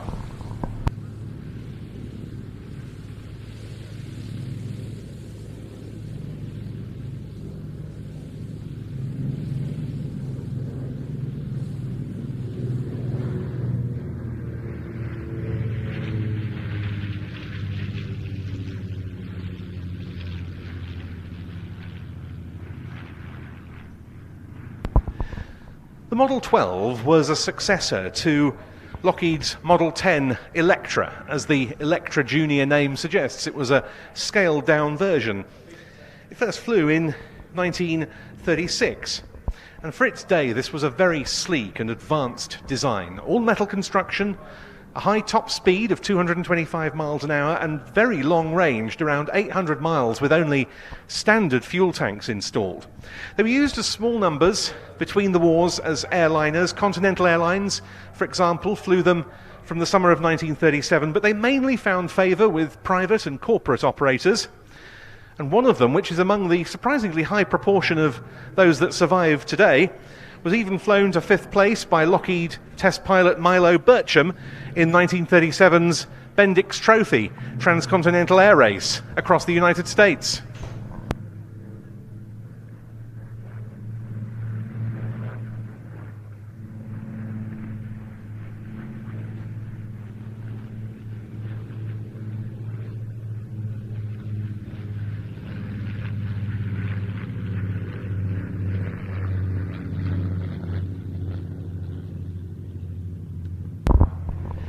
A pair of new build Model 12As were bought via British Airways Limited for use on a bilateral Anglo-French reconnaissance operation before World War II.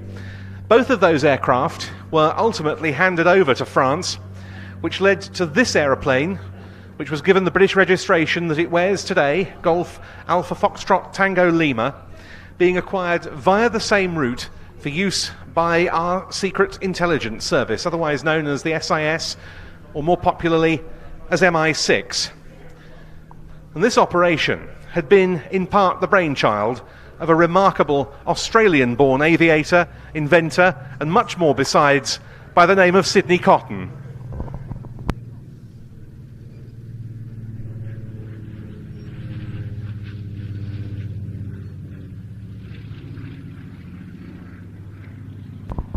Cotton was recruited by Wing Commander Fred Winterbottom, the head of the Secret Intelligence Service Air Section, to head up the flying side of a new aerial reconnaissance operation on behalf of the SIS. This was necessary as war clouds gathered over Europe and traditional sources of intelligence dried up as a result. An American cabin monoplane was recommended to Winterbottom, and the choice fell on the Lockheed 12A. This aircraft came to the UK for its part in these operations in April 1939 and was converted for the reconnaissance role.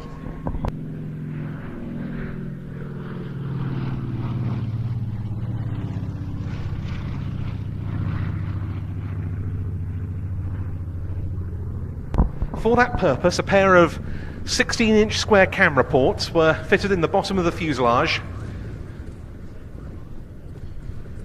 This for a split pair of F-24 reconnaissance cameras with a 10% overlap. There was also an aperture in the cabin door for a handheld F-24 or Leica reporter camera, and small camera ports in the wing leading edges between the engines and the fuselage, each for a single forward-facing Leica.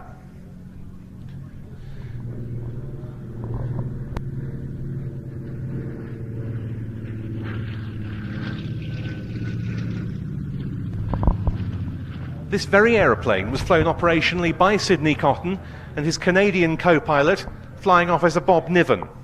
And Niven's logbooks reveal the secret missions that it flew. In mid-June 1939, it went via Malta to cover key points in the Italian Empire.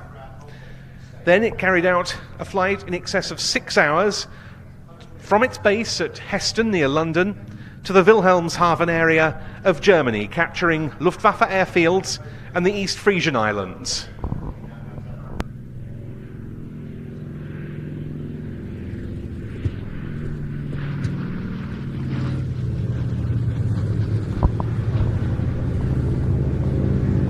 At the end of August 1939, this aircraft again went out and back from Heston to photograph naval objectives in the North German coastal areas. Several times also it flew to Berlin-Tempelhof on business associated with Cotton's cover story. Cotton's last visit in this aeroplane to Berlin before war broke out was connected with an abortive attempt to fly Reichsmarschall Hermann Goering to Britain for peace talks. After the outbreak of hostilities, obviously it couldn't fly any longer into such hostile skies, but it went to Ireland's west coast to check on reports of U-boats refueling there and photograph Dutch and Belgian ports.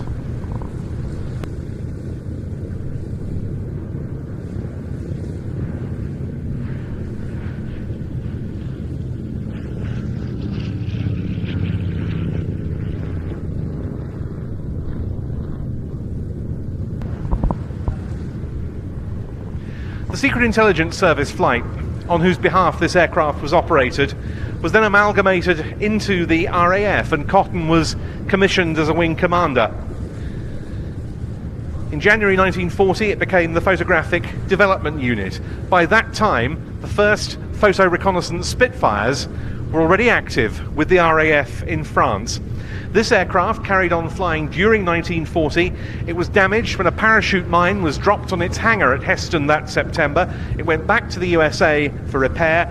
It didn't return to the UK for another 82 years.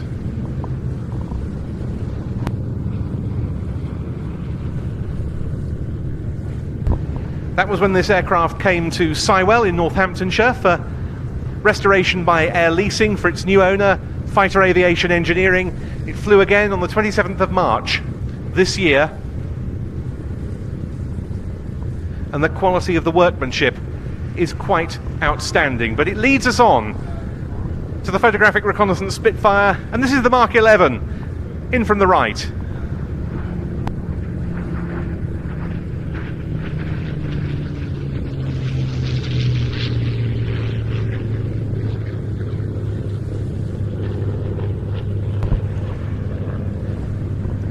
In the Spitfire, the RAF found in many ways an ideal high-altitude photo reconnaissance platform.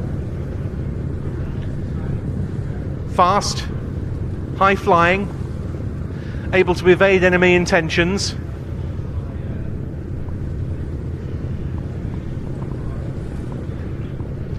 able to have a worthwhile camera fit installed,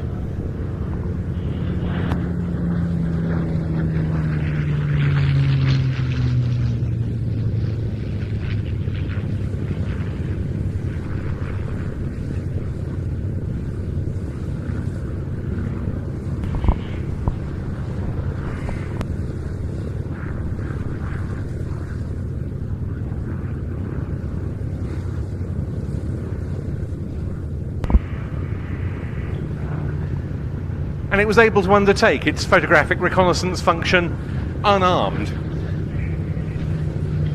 The first reconnaissance Spitfires entered RAF service in late 1939. They went on to become very active over France. This PR-11 was the most numerous of all wartime Spitfire marks. They saw a lot of service over France before and around the D-Day period, providing images to make the photomosaic maps used to plan the invasion.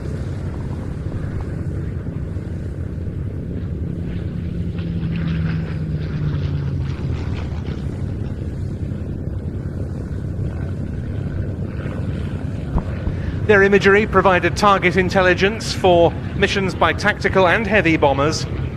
They covered what were to become the D-Day landing beaches and the troop-carrying glider landing sites. They pinpointed German coastal defences around Normandy and V1 launch sites, and they provided battle damage assessment.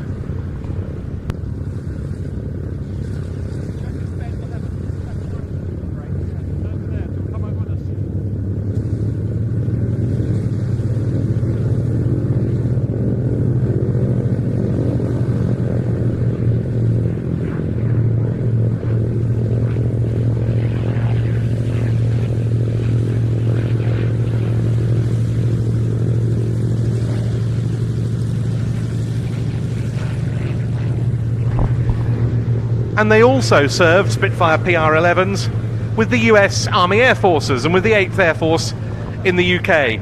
The 14th Photographic Reconnaissance Squadron was stationed at Mount Farm near Benson in Oxfordshire. And one of its Spitfire PR-11s conducted the first ever photo-recce Spitfire sortie to actually overfly the German capital, Berlin.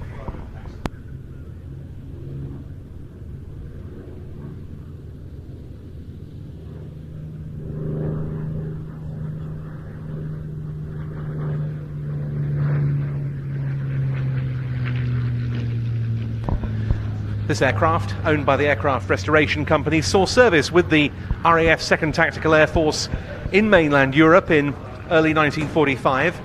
More recently, of course, it became famed nationally as the NHS Spitfire, undertaking that tremendous fundraising effort in aid of NHS charities together during and after the COVID-19 pandemic, and raising more than £130,000. Taxiing in past us, John Corley at the controls of the Lockheed 12A.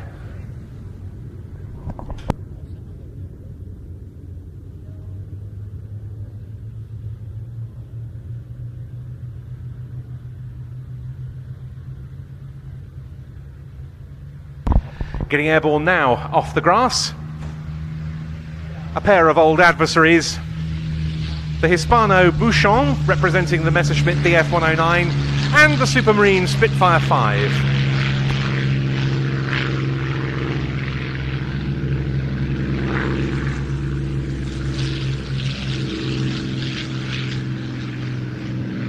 They're clearing off to the hold for a few moments while we recover the PR Spitfire and, as I mentioned earlier, get the Catalina into the air on departure.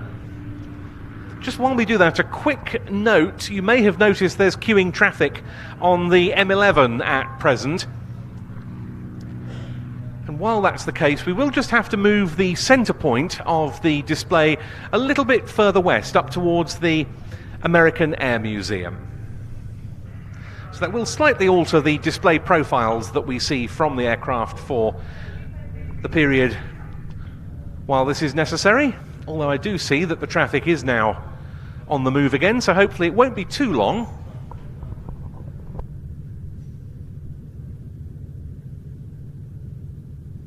But that's always a requirement here in the event of traffic being backed up on the motorway.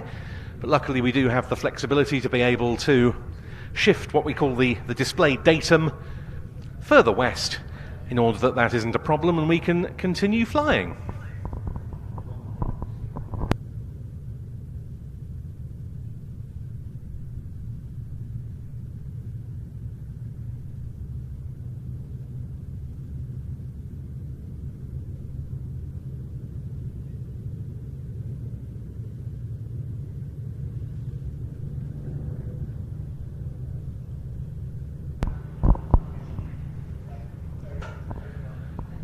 A very beautiful and a very fast-flying Merlin engine Spitfire, the PR-11 from the Aircraft Restoration Company, with Martin Overall at the controls.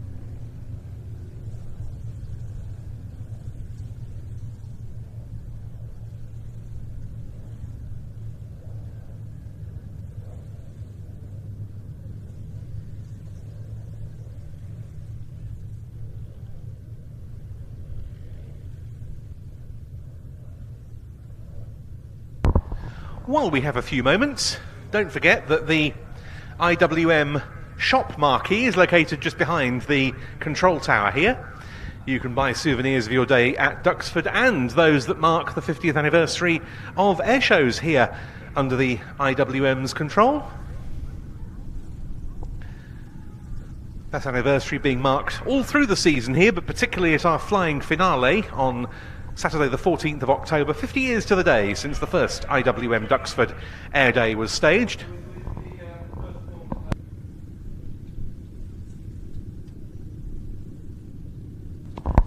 Amongst the products on sale there is a new bookazine which details highlights from the 50 years of Duxford's air show history, as well as t-shirts and other clothing and anniversary themed souvenirs.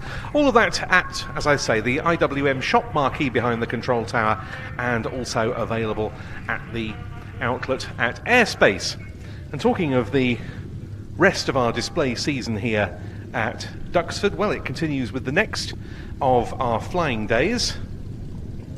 That's in honour of number 19 Squadron, which, of course, as many of you will be aware, entered service here at Duxford in 1938. The Spitfire 1A being brought into use by that illustrious unit.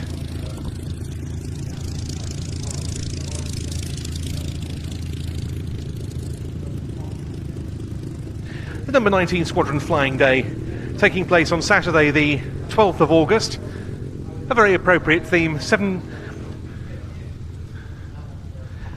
Now, 85 years on from the entry into service of those first Spitfire 1As. That's followed by the Duxford Flying Evening on Saturday the 26th of August, that lovely after-hours flying event that's been staged so well here for the past 2 seasons. Then we've got our next main air show of the year, the Duxford Battle of Britain Air Show on Saturday 16th, Sunday 17th of September, and then, as I mentioned, the flying finale on Saturday the 14th of October. Details and tickets all available from the IWM website, iwm.org.uk.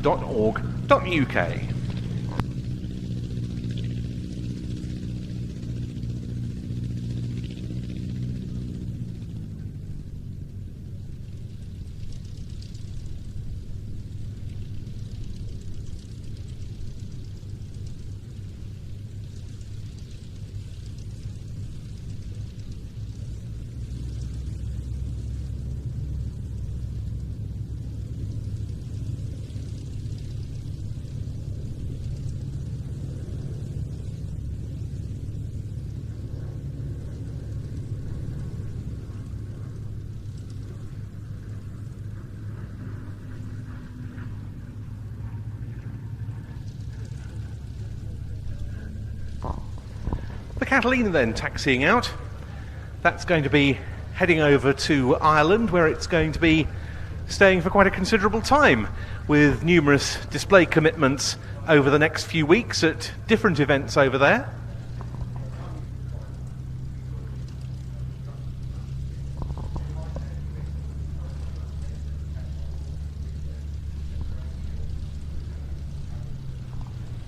Being flown on departure by an Irish pilot, in fact, Angelo Cunningham.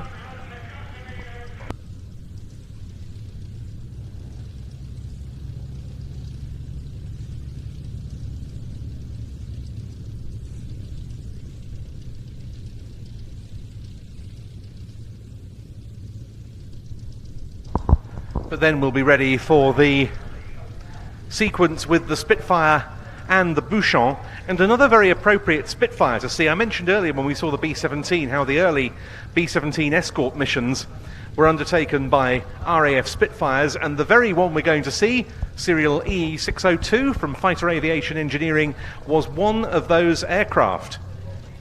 It was in service with number 129 Squadron,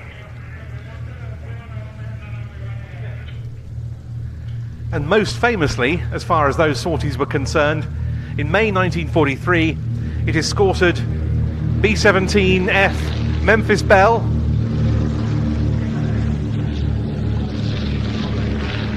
back to the coast of the UK after that aircraft completed its famous 25th operational sortie.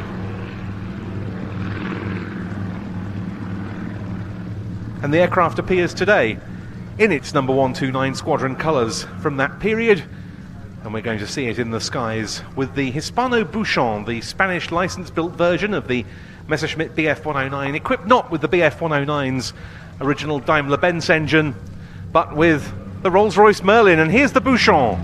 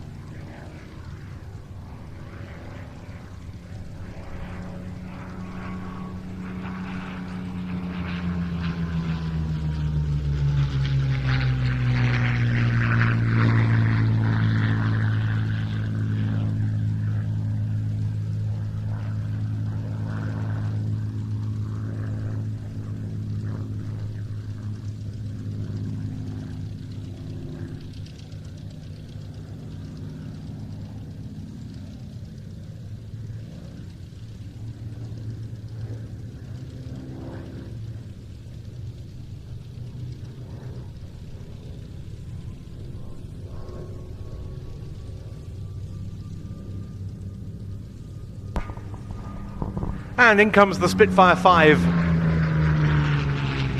to tangle with its opponent.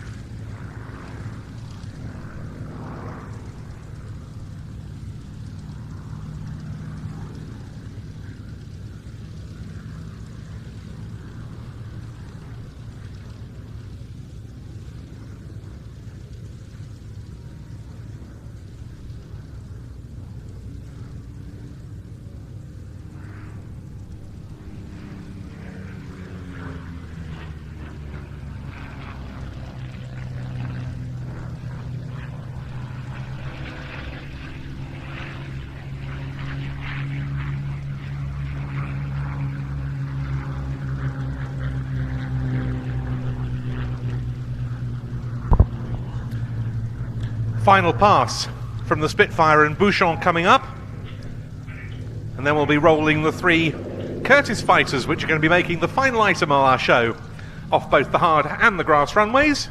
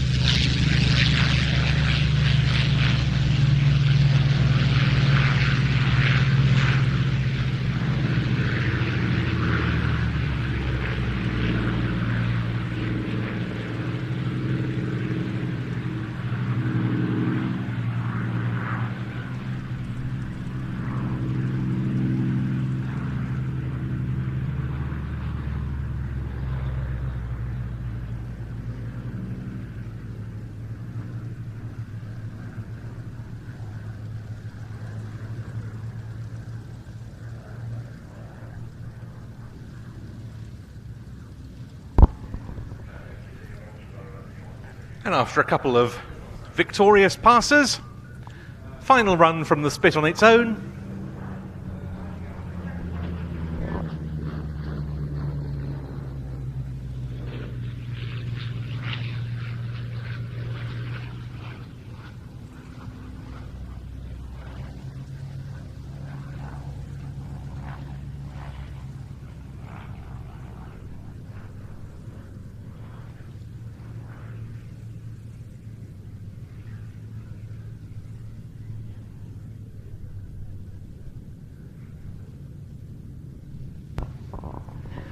There's the Bouchon touching down on the grass. That aircraft, as I said, from the Aircraft Restoration Company, and it appears in the markings it wore when it was used amongst the massed fleet of these aeroplanes to film Battle of Britain, not least here at Duxford in 1968. Paul Bonham flying the aeroplane today.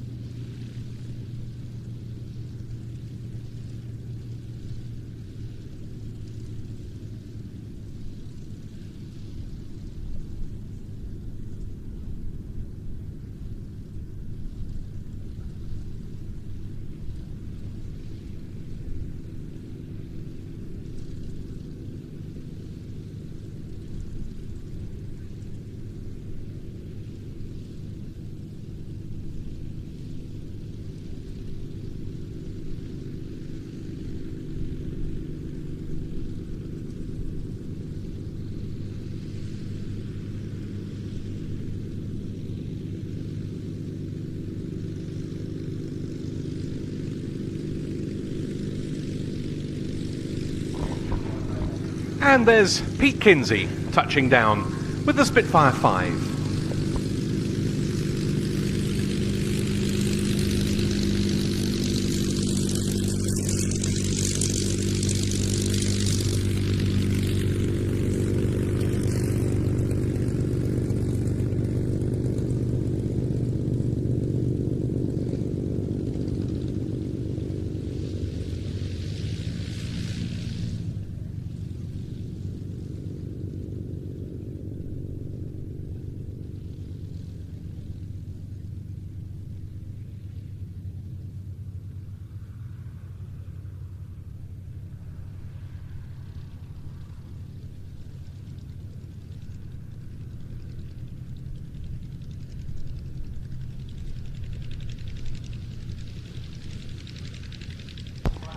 Now, though, we change the scene back to the 1914-18 war and some of the earliest engagements flown by United States military pilots. First off, we've got the replica Royal Aircraft Factory SE-5A, then the Newport 17 Scout, and then an aircraft I'm sure you all know very well, the Fokker DR-1, the tri-decker, the triplane. That's the adversary in this case. All three of these aeroplanes replicas with modern engines, but very little less challenging to fly for that.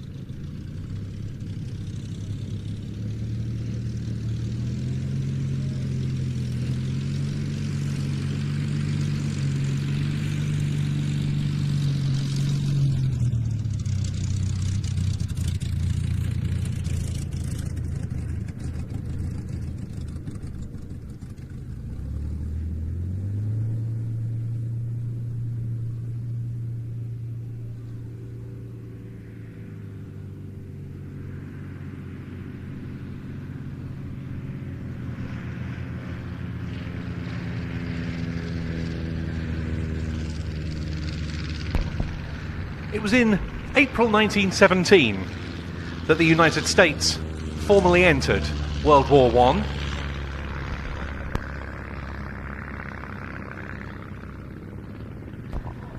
And among the aircraft types used by its US Army Air Service during what remained of the 1914-18 conflict were the two types that we see in the lead here, the SE-5A and the Nieuport 17.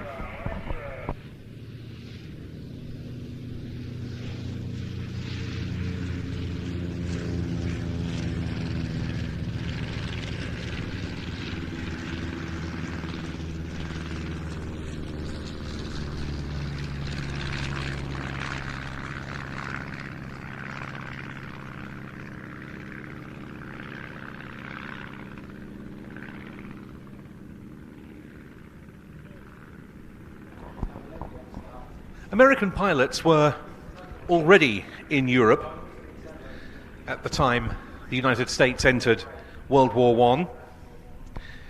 And for those pilots, the American Expeditionary Force purchased a total of 38 Royal Aircraft Factory built SE-5As. It also placed orders for the type from Curtiss, although they only ended up building one before the war ended in November 1918. And then again, post-war, from the Eberhard Steel Products Company, which rebuilt 50 of the existing machines using Wright Hispano engines.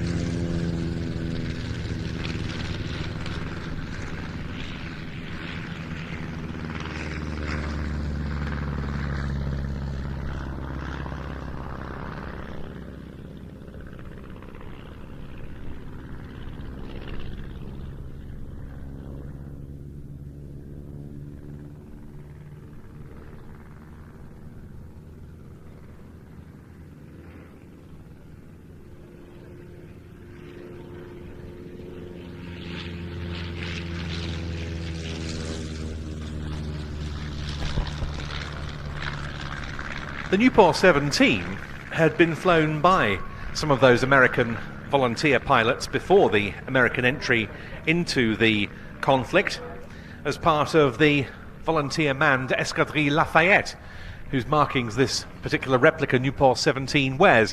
When you get a good view of the aircraft in planned form, you can see that it's a so-called sesquiplane rather than a conventional biplane, otherwise known as a 1.5 wing layout. One wing, the lower one in this case, is considerably smaller than the other one.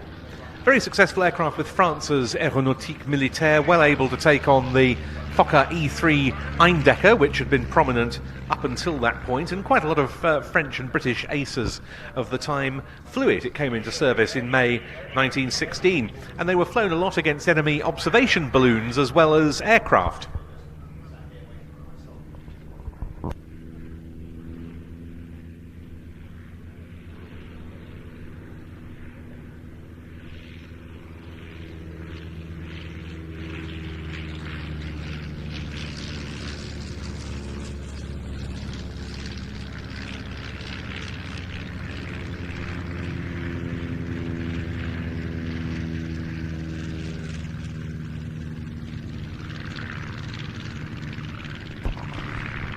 As for the Fokker DR-1, well, it's one of the most well-known of all First World War fighting scout aeroplanes, in spite of the fact that very small numbers of them ended up being built, just 320 in fact. Very agile in turns, though it was slower than its main Allied adversaries. Baron Manfred von Richthofen, the famed Red Baron, its most illustrious exponent, was quoted as saying, "It climbed like a monkey and manoeuvred like the devil." He scored his last 19 victories in DR-1s, most of his aerial kills having actually been notched up with Albatros D2 and D3 scouts.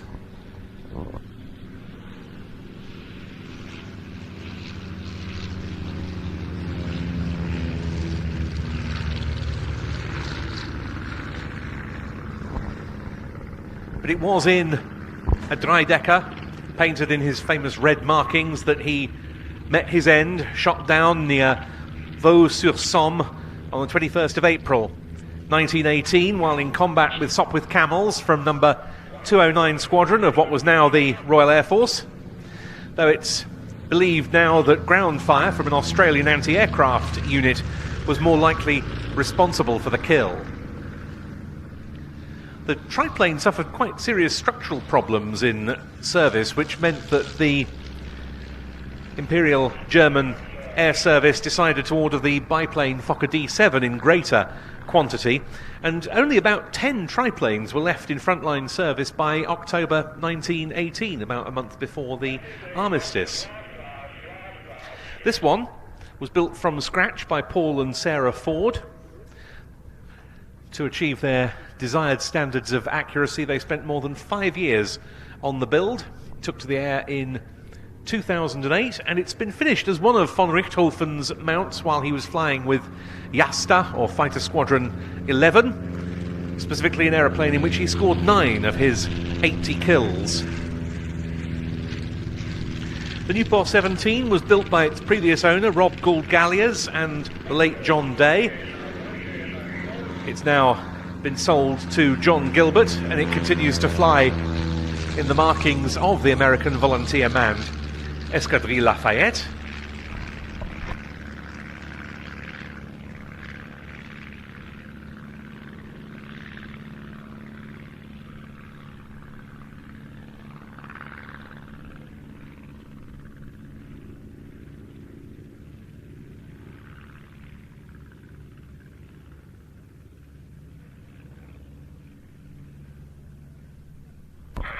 And the SE-5A replica that we see here was produced on the basis of a Currie Watt light aeroplane, and it's finished as a number 60 Squadron Royal Flying Corps machine, as was flown briefly by the well-known Canadian ace and Victoria Cross recipient Billy Bishop.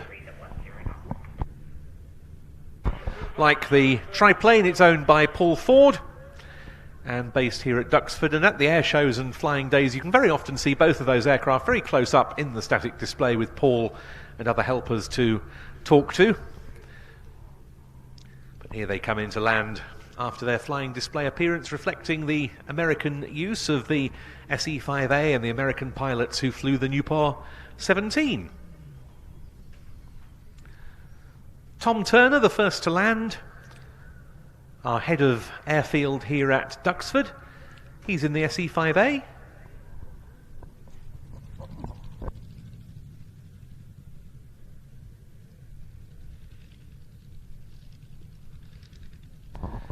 He's followed by John Gilbert in the Newport 17.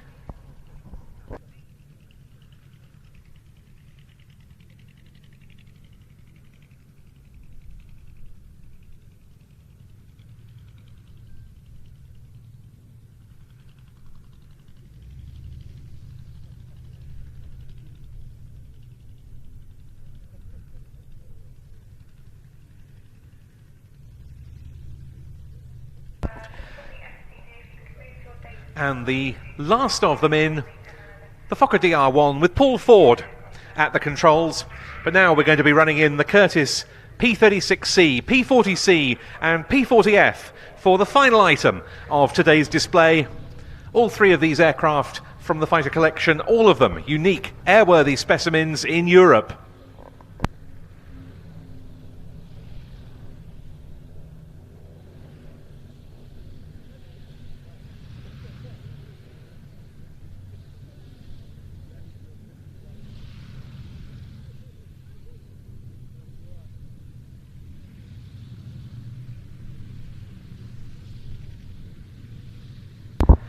Heading in now from the left.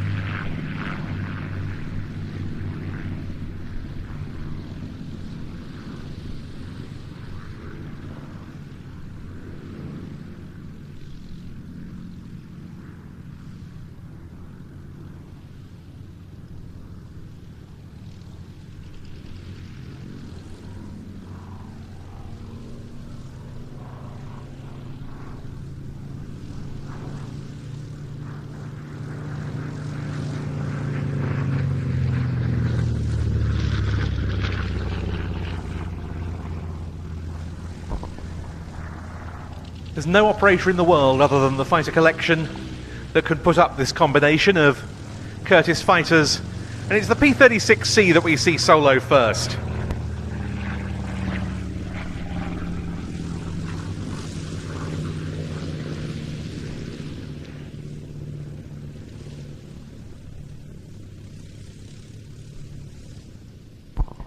This is such an underrated aeroplane. It dates from the mid-1930s. It took part in a competitive fly-off for a new fighter for the US Army Air Corps in 1936, which was won by its rival, the Seversky P-35. But that aircraft was considerably more expensive to buy, and the US Army wanted a backup.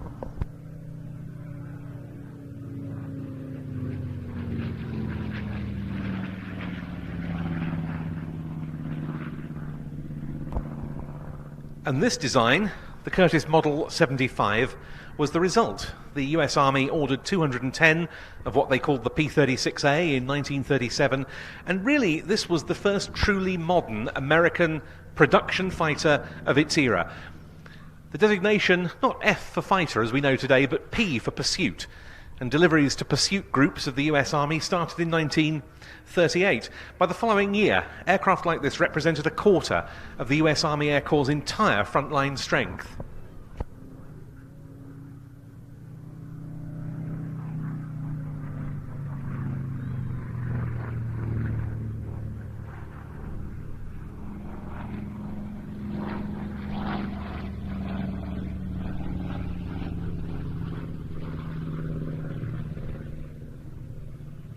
It was soon felt to be obsolete as the pace of fighter development told against it, being relegated to training and overseas deployments. But when the Japanese attack on Pearl Harbor occurred on the 7th of December 1941, some P-36s that were left lingering there in frontline use saw this aircraft's only combat in American service.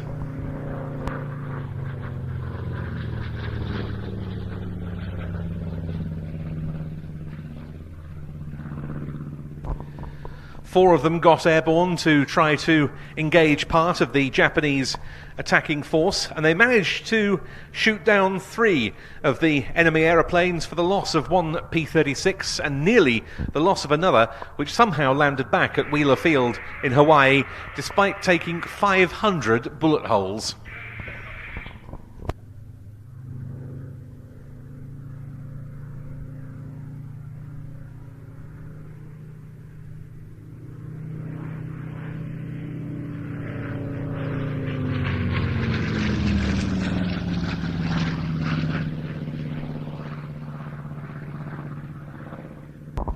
It was an export success as well, the Model 75, most notably serving with France's Armée de l'Air during the Battle of France, where it proved very effective because while it wasn't especially fast, it was very strong, it was very manoeuvrable, and it could outturn the Messerschmitt Bf 109.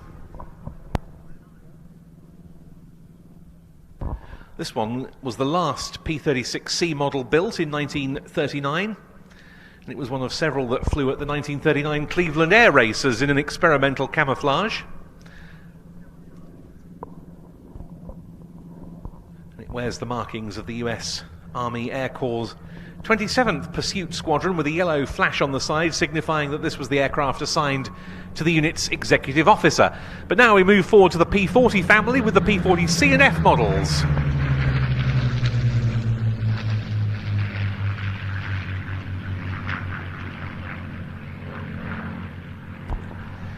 While we saw a radial engine on the P-36, the Pratt & Whitney Twin Wasp of 1,200 horsepower, we've got 2 inline engines here.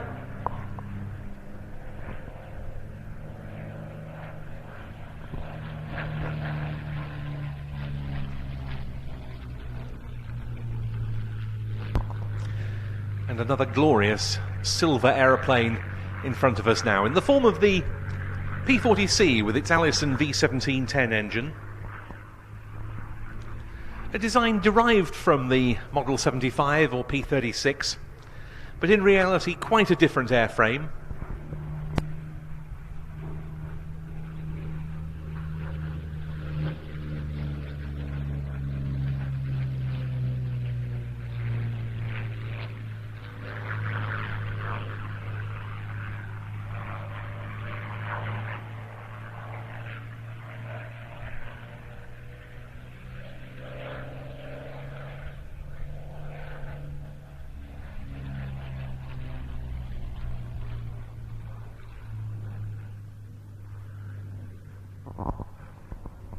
That said, the US Army Air Corps chose it for series production in large part due to its commonality with the earlier P-36. The early P-40's performance wasn't the best. It wasn't a very good high-altitude fighter.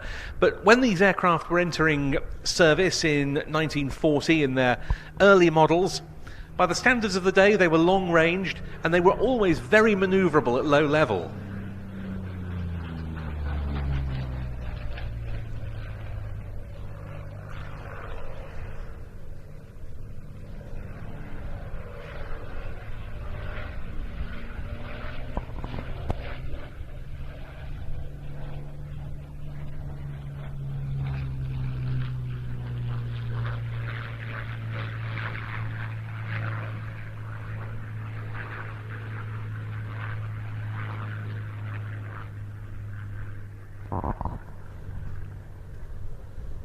P-40Cs like this were delivered to many US Army pursuit units, both in the continental United States and overseas. And two groups of these aircraft were stationed at Wheeler Field and Bellows Field in Hawaii at the time of the Pearl Harbor attack. In fact, just 25 P-40s survived the December 1941 Japanese strike.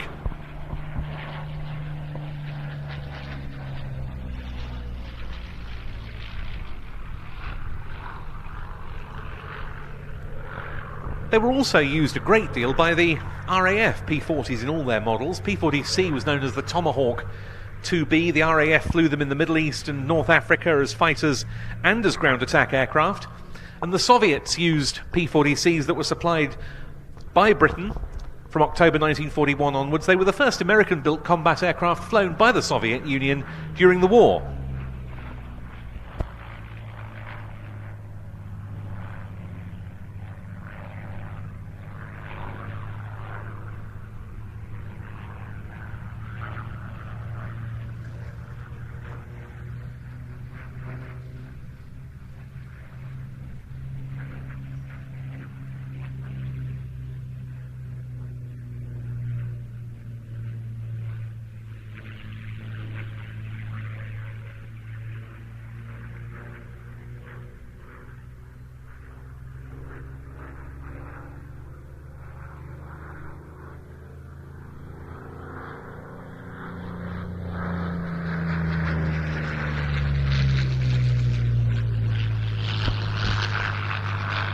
P-40C here dates from 1941. It was used for a time in Puerto Rico on coastal and anti-submarine patrols. Went on to be supplied under the Lend-Lease agreement to the Soviet Union, where it was shipped in December 1941. And it's been restored as the Station Hack aircraft of the US Army Air Corps base at Chanute Field in Kansas. But here, the last one of the Curtis's, the Merlin engine one, the P-40F.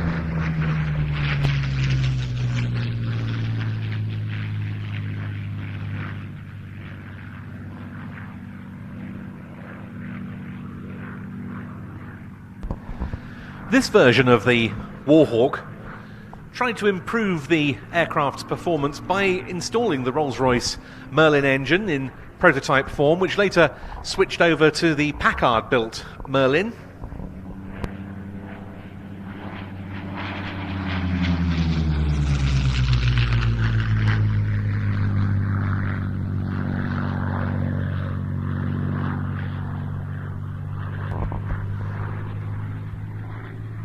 The same engine indeed as used on the Mark 16 Spitfire and in the Merlin engine versions of the North American P-51 Mustang.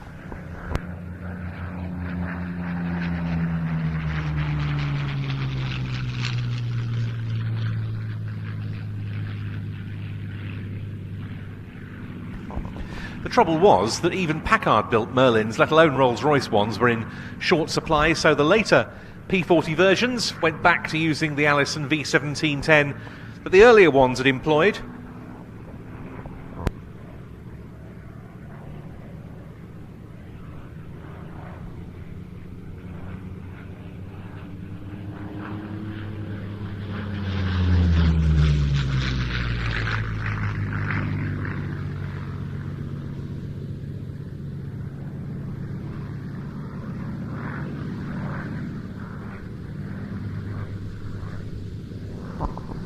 In total, nearly 13,750 P-40s of all versions were built by the time production ended in late 1944.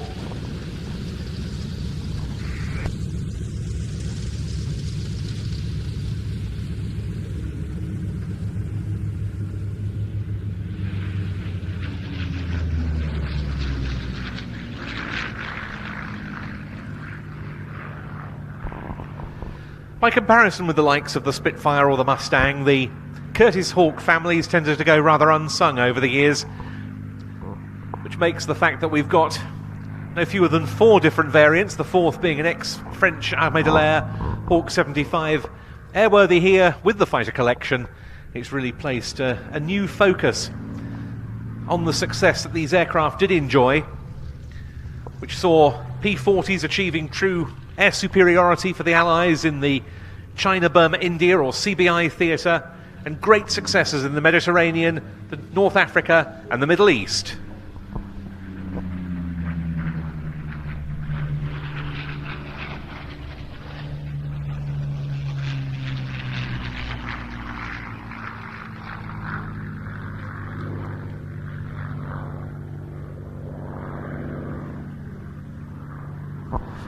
This one came off the Curtiss production line at Buffalo, New York, in the autumn of 1942, and it was assigned to the 13th Air Force in the Southwest Pacific.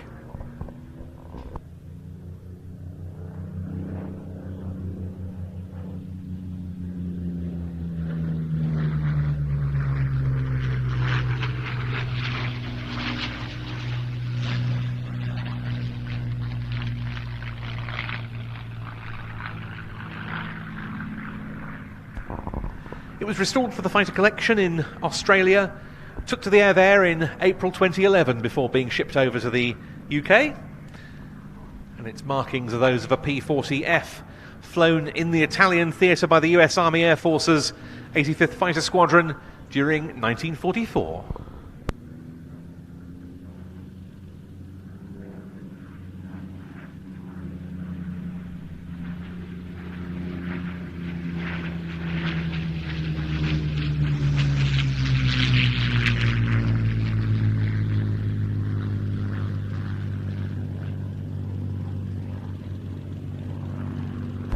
And this is its final pass coming up.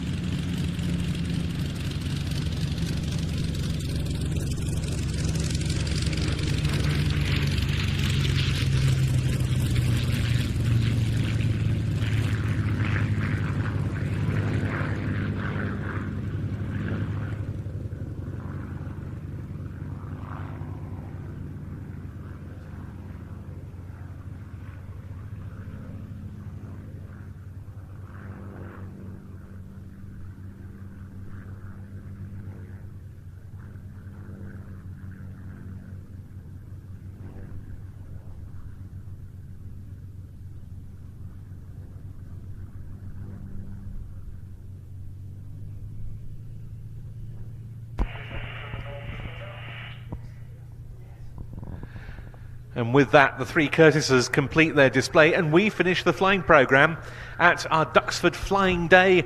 The Americans, it's been a really broad lineup, a really entertaining lineup put together by the team here today. And our thanks to all the pilots who flew in the show, as well, of course, as all the hard-working ground crew whose efforts tend to go unrecognised, but who really do deserve a great deal of appreciation for their efforts in making possible what we saw.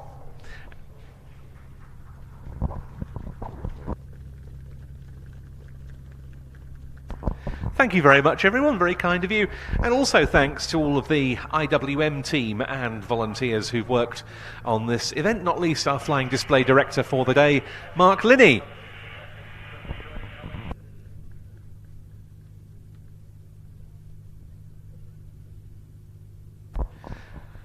We're going to be bringing the P-40F into land very shortly. It's just headed off briefly to the north and will be joining us very soon. After which This reverts to a normal Duxford day, but with rather more aircraft still out on the flight line than usual. Classic Wings will be resuming pleasure flying. If you'd like to book for the rest of the day, or indeed book a voucher for a flight with them on a future date, then go to their booking office just to the right of the control tower, and you can go flying with them in their Tiger Moths and Dragon Rapide. Hey everybody, thank you so much for tuning in. Ian from Planes TV here, interjecting on Ben. Forgive me for that. Wanted to just say a very big thank you for tuning in. Can you see what's going on if I come there? Goodness knows, I've been using this camera as a bit of a crowd camera to give us an option whilst Adam and I are moving around. Hopefully that's been an enjoyable day's flying, and we've got more to come tomorrow at Old Buckingham. Do subscribe, do join us tomorrow around about 12:30. We're expecting to go live, maybe a touch earlier than that. I haven't actually got a running order yet, but that will be a good sort of 5 hours of flying action tomorrow here on the same YouTube channel. Been a fun day today. It's just turned into nice conditions for video, so you'll have noticed some of the nice light on the P40 display and a little bit earlier as well. It's always the way, isn't it, this time of day? The sun comes a little lower. I can't call that low actually, but the sky's clearing a little, basically to allow a bit more sunshine. But a bit of a shame because it was a bit of a grey day, but hopefully not detracted too much from the excellent flying we've seen. I see lots of people in the chat. I did keep hopping in to see what's going on, but so nice to see as ever everyone joining in the chat about the flying display. Lovely to see the World War I replica aircraft there. I can't recall seeing those particular aircraft in the recent past. Nice to see a bit of variety there. Lovely way to kick off the flying as well. P47 getting airborne, and B17 again, seeing her flying. Right, we've got the P40 landing. Has Adam got it? I think he may have it in a moment. I can certainly get it. Right. So our last flying participant today, landing on. I'll leave you with the sound of that for a moment. Not that you'll hear much of an aeroplane that far away, of course.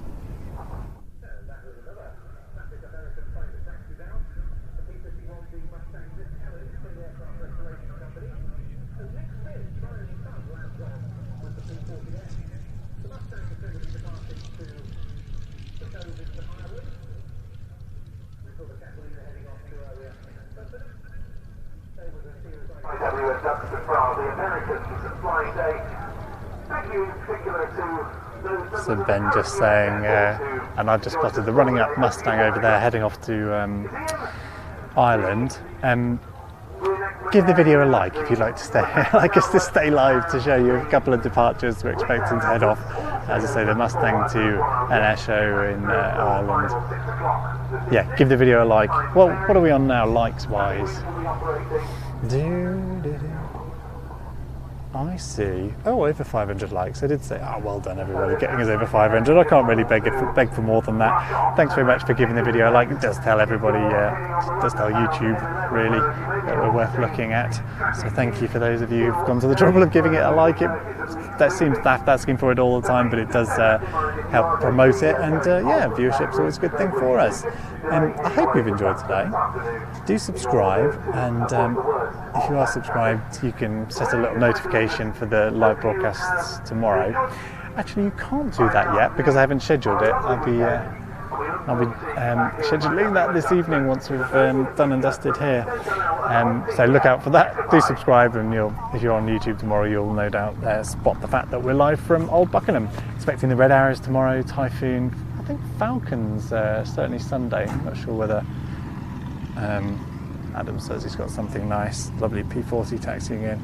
I will let you hear this in a moment, but yeah, just reiterating that we've got lots of action expected at Old Buckingham tomorrow, so do subscribe and tune in tomorrow from a little after 12. I'll let you enjoy the sound of the P40 taxiing in.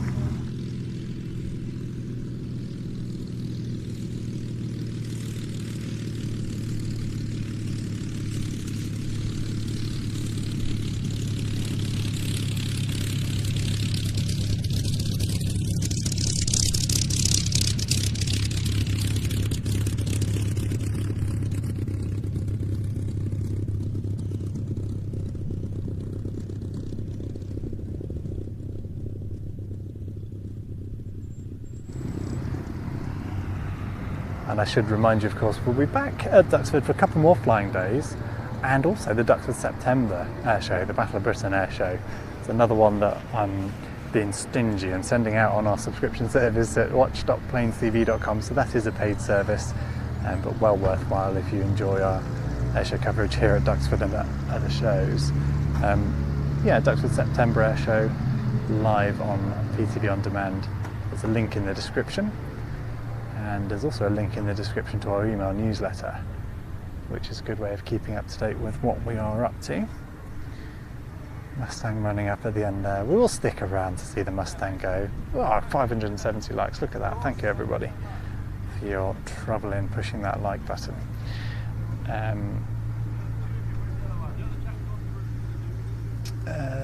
After this weekend, the next show we will be at, that's up for the debate at the moment. Certainly Duxford again in a couple of weeks? 12th of August. Yeah, that's the 19 Squadron themed flying day, says Adam in my ear. Thank you, Adam. So definitely back here. That will be our next, in fact, because I'm on holiday. This is my holiday, actually. I've snuck away from my Norfolk retreat for a few days of more live broadcasting air shows. But we'll be back here at Duxford. We've got the evening show a couple of weeks after that. August gets a little slower, to be honest. Various teams have a bit of a break, and we try to as well, having had a busy July. That's Adam spotted a Cessna landing. Well, we'll let him touch down and then I'll say a proper cheerio. So we've got basically a couple of flying days, so similar to this, live broadcast from Duxford in 2 weeks time and 4 weeks time, and then heading into a very busy September with overseas shows, and also back here at Duxford. I mentioned the September air show here going out on the subscription service, which Chris has kindly made popped a link to in the chat there. Thank you very much, Chris, and thanks for tuning in. Are you doing that live from where did you say you were? Blackbush, was it? I admire your endeavours if you are hopping into the chat and doing a bit of moderation whilst messing about with aeroplanes on airfields. Top for Spins asks the question, and I'm happy to answer it. Yes, I am mixing as well as on camera, so I have a little stream deck here that you'll see streamers using, and I suppose I am a streamer, but this is controlling my little vision mixer down here, and I'm occasionally leaning down on that and messing about with audio settings and things. But yeah, it's a little bit too much work for one person, to be honest, especially as I'm on the telephoto one, which tends to take a lot of your concentration because you're squirming around the tripod a bit. But it's, we like to do what we do. We enjoy doing what we do, and I don't mind being a bit strained doing everything. Saves me spending some money on someone else to do it, of course, which I'll happily do when it's justified. Okay, Adam's got the Mustang taking off, so thank you everyone who gave it a like. We're nearly on 600 likes, 20 more likes to get there. So Mustang lined up, heading off to Ireland. Wouldn't it be nice to head out to Ireland one day, Adam, and cover the Bray show, maybe another. Catalina's already headed that way, Mustang as well. Perhaps you're watching in Ireland, you're waiting for these aircraft over there. I'll shut up for the Mustang departing.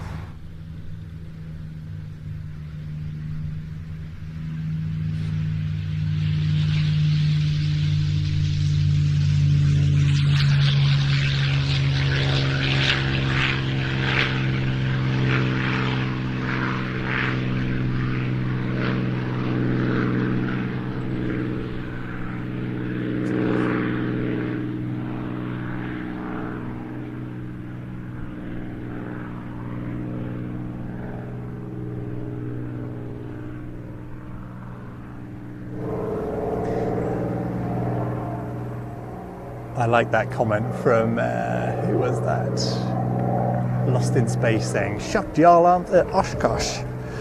Yes, well, it's a long journey. We'd love to cover Oshkosh again. It's over it's about 24 years since I've been to Oshkosh, the once. Yeah, the night show the other day looked amazing. You seen any of that, Adam? Oh, he's off comms now. Yeah, I'd love to cover Oshkosh one day. A bit of a clash with Air Tattoo usually, which is the big show we cover. And if you're not familiar with it, Royal International Air Tattoo, just 2 weeks ago, largest military air show in the world, and we streamed that on that subscription service I was talking about at watch.planestv.com. So if you're interested in watching back some of that and all of our produced programs from Air Tattoo over the last few years, they're all available on there as well. Hey, cheers Penguin Overlord, thank you for tuning in. Topspins, that says that takes some talent doing the vision mixing and camera work. I don't know about that, it's a fairly daft thing to try and attempt, just need to be a little bit crazy I think. Lovely stuff. Okay, I think I'll sign off. It's been wonderful today. It's pleased to say the weather held. It was at this period of the day that we were anticipating getting the odd shower or two, so I think the quicker I get everything knocked down and safely in the back of the truck ready for old Buck tomorrow, the better. I've got no clever thing to transition to other than, oh yeah I have, I've got a lovely cool thing that I can transition to professionally sign off this professional production.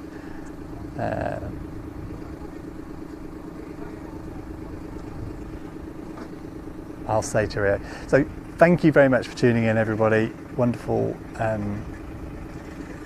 watching the chat and the positivity and the fun being enjoyed from afar. And stop that recording. And we'll see you tomorrow at Old Buckingham. Cheers.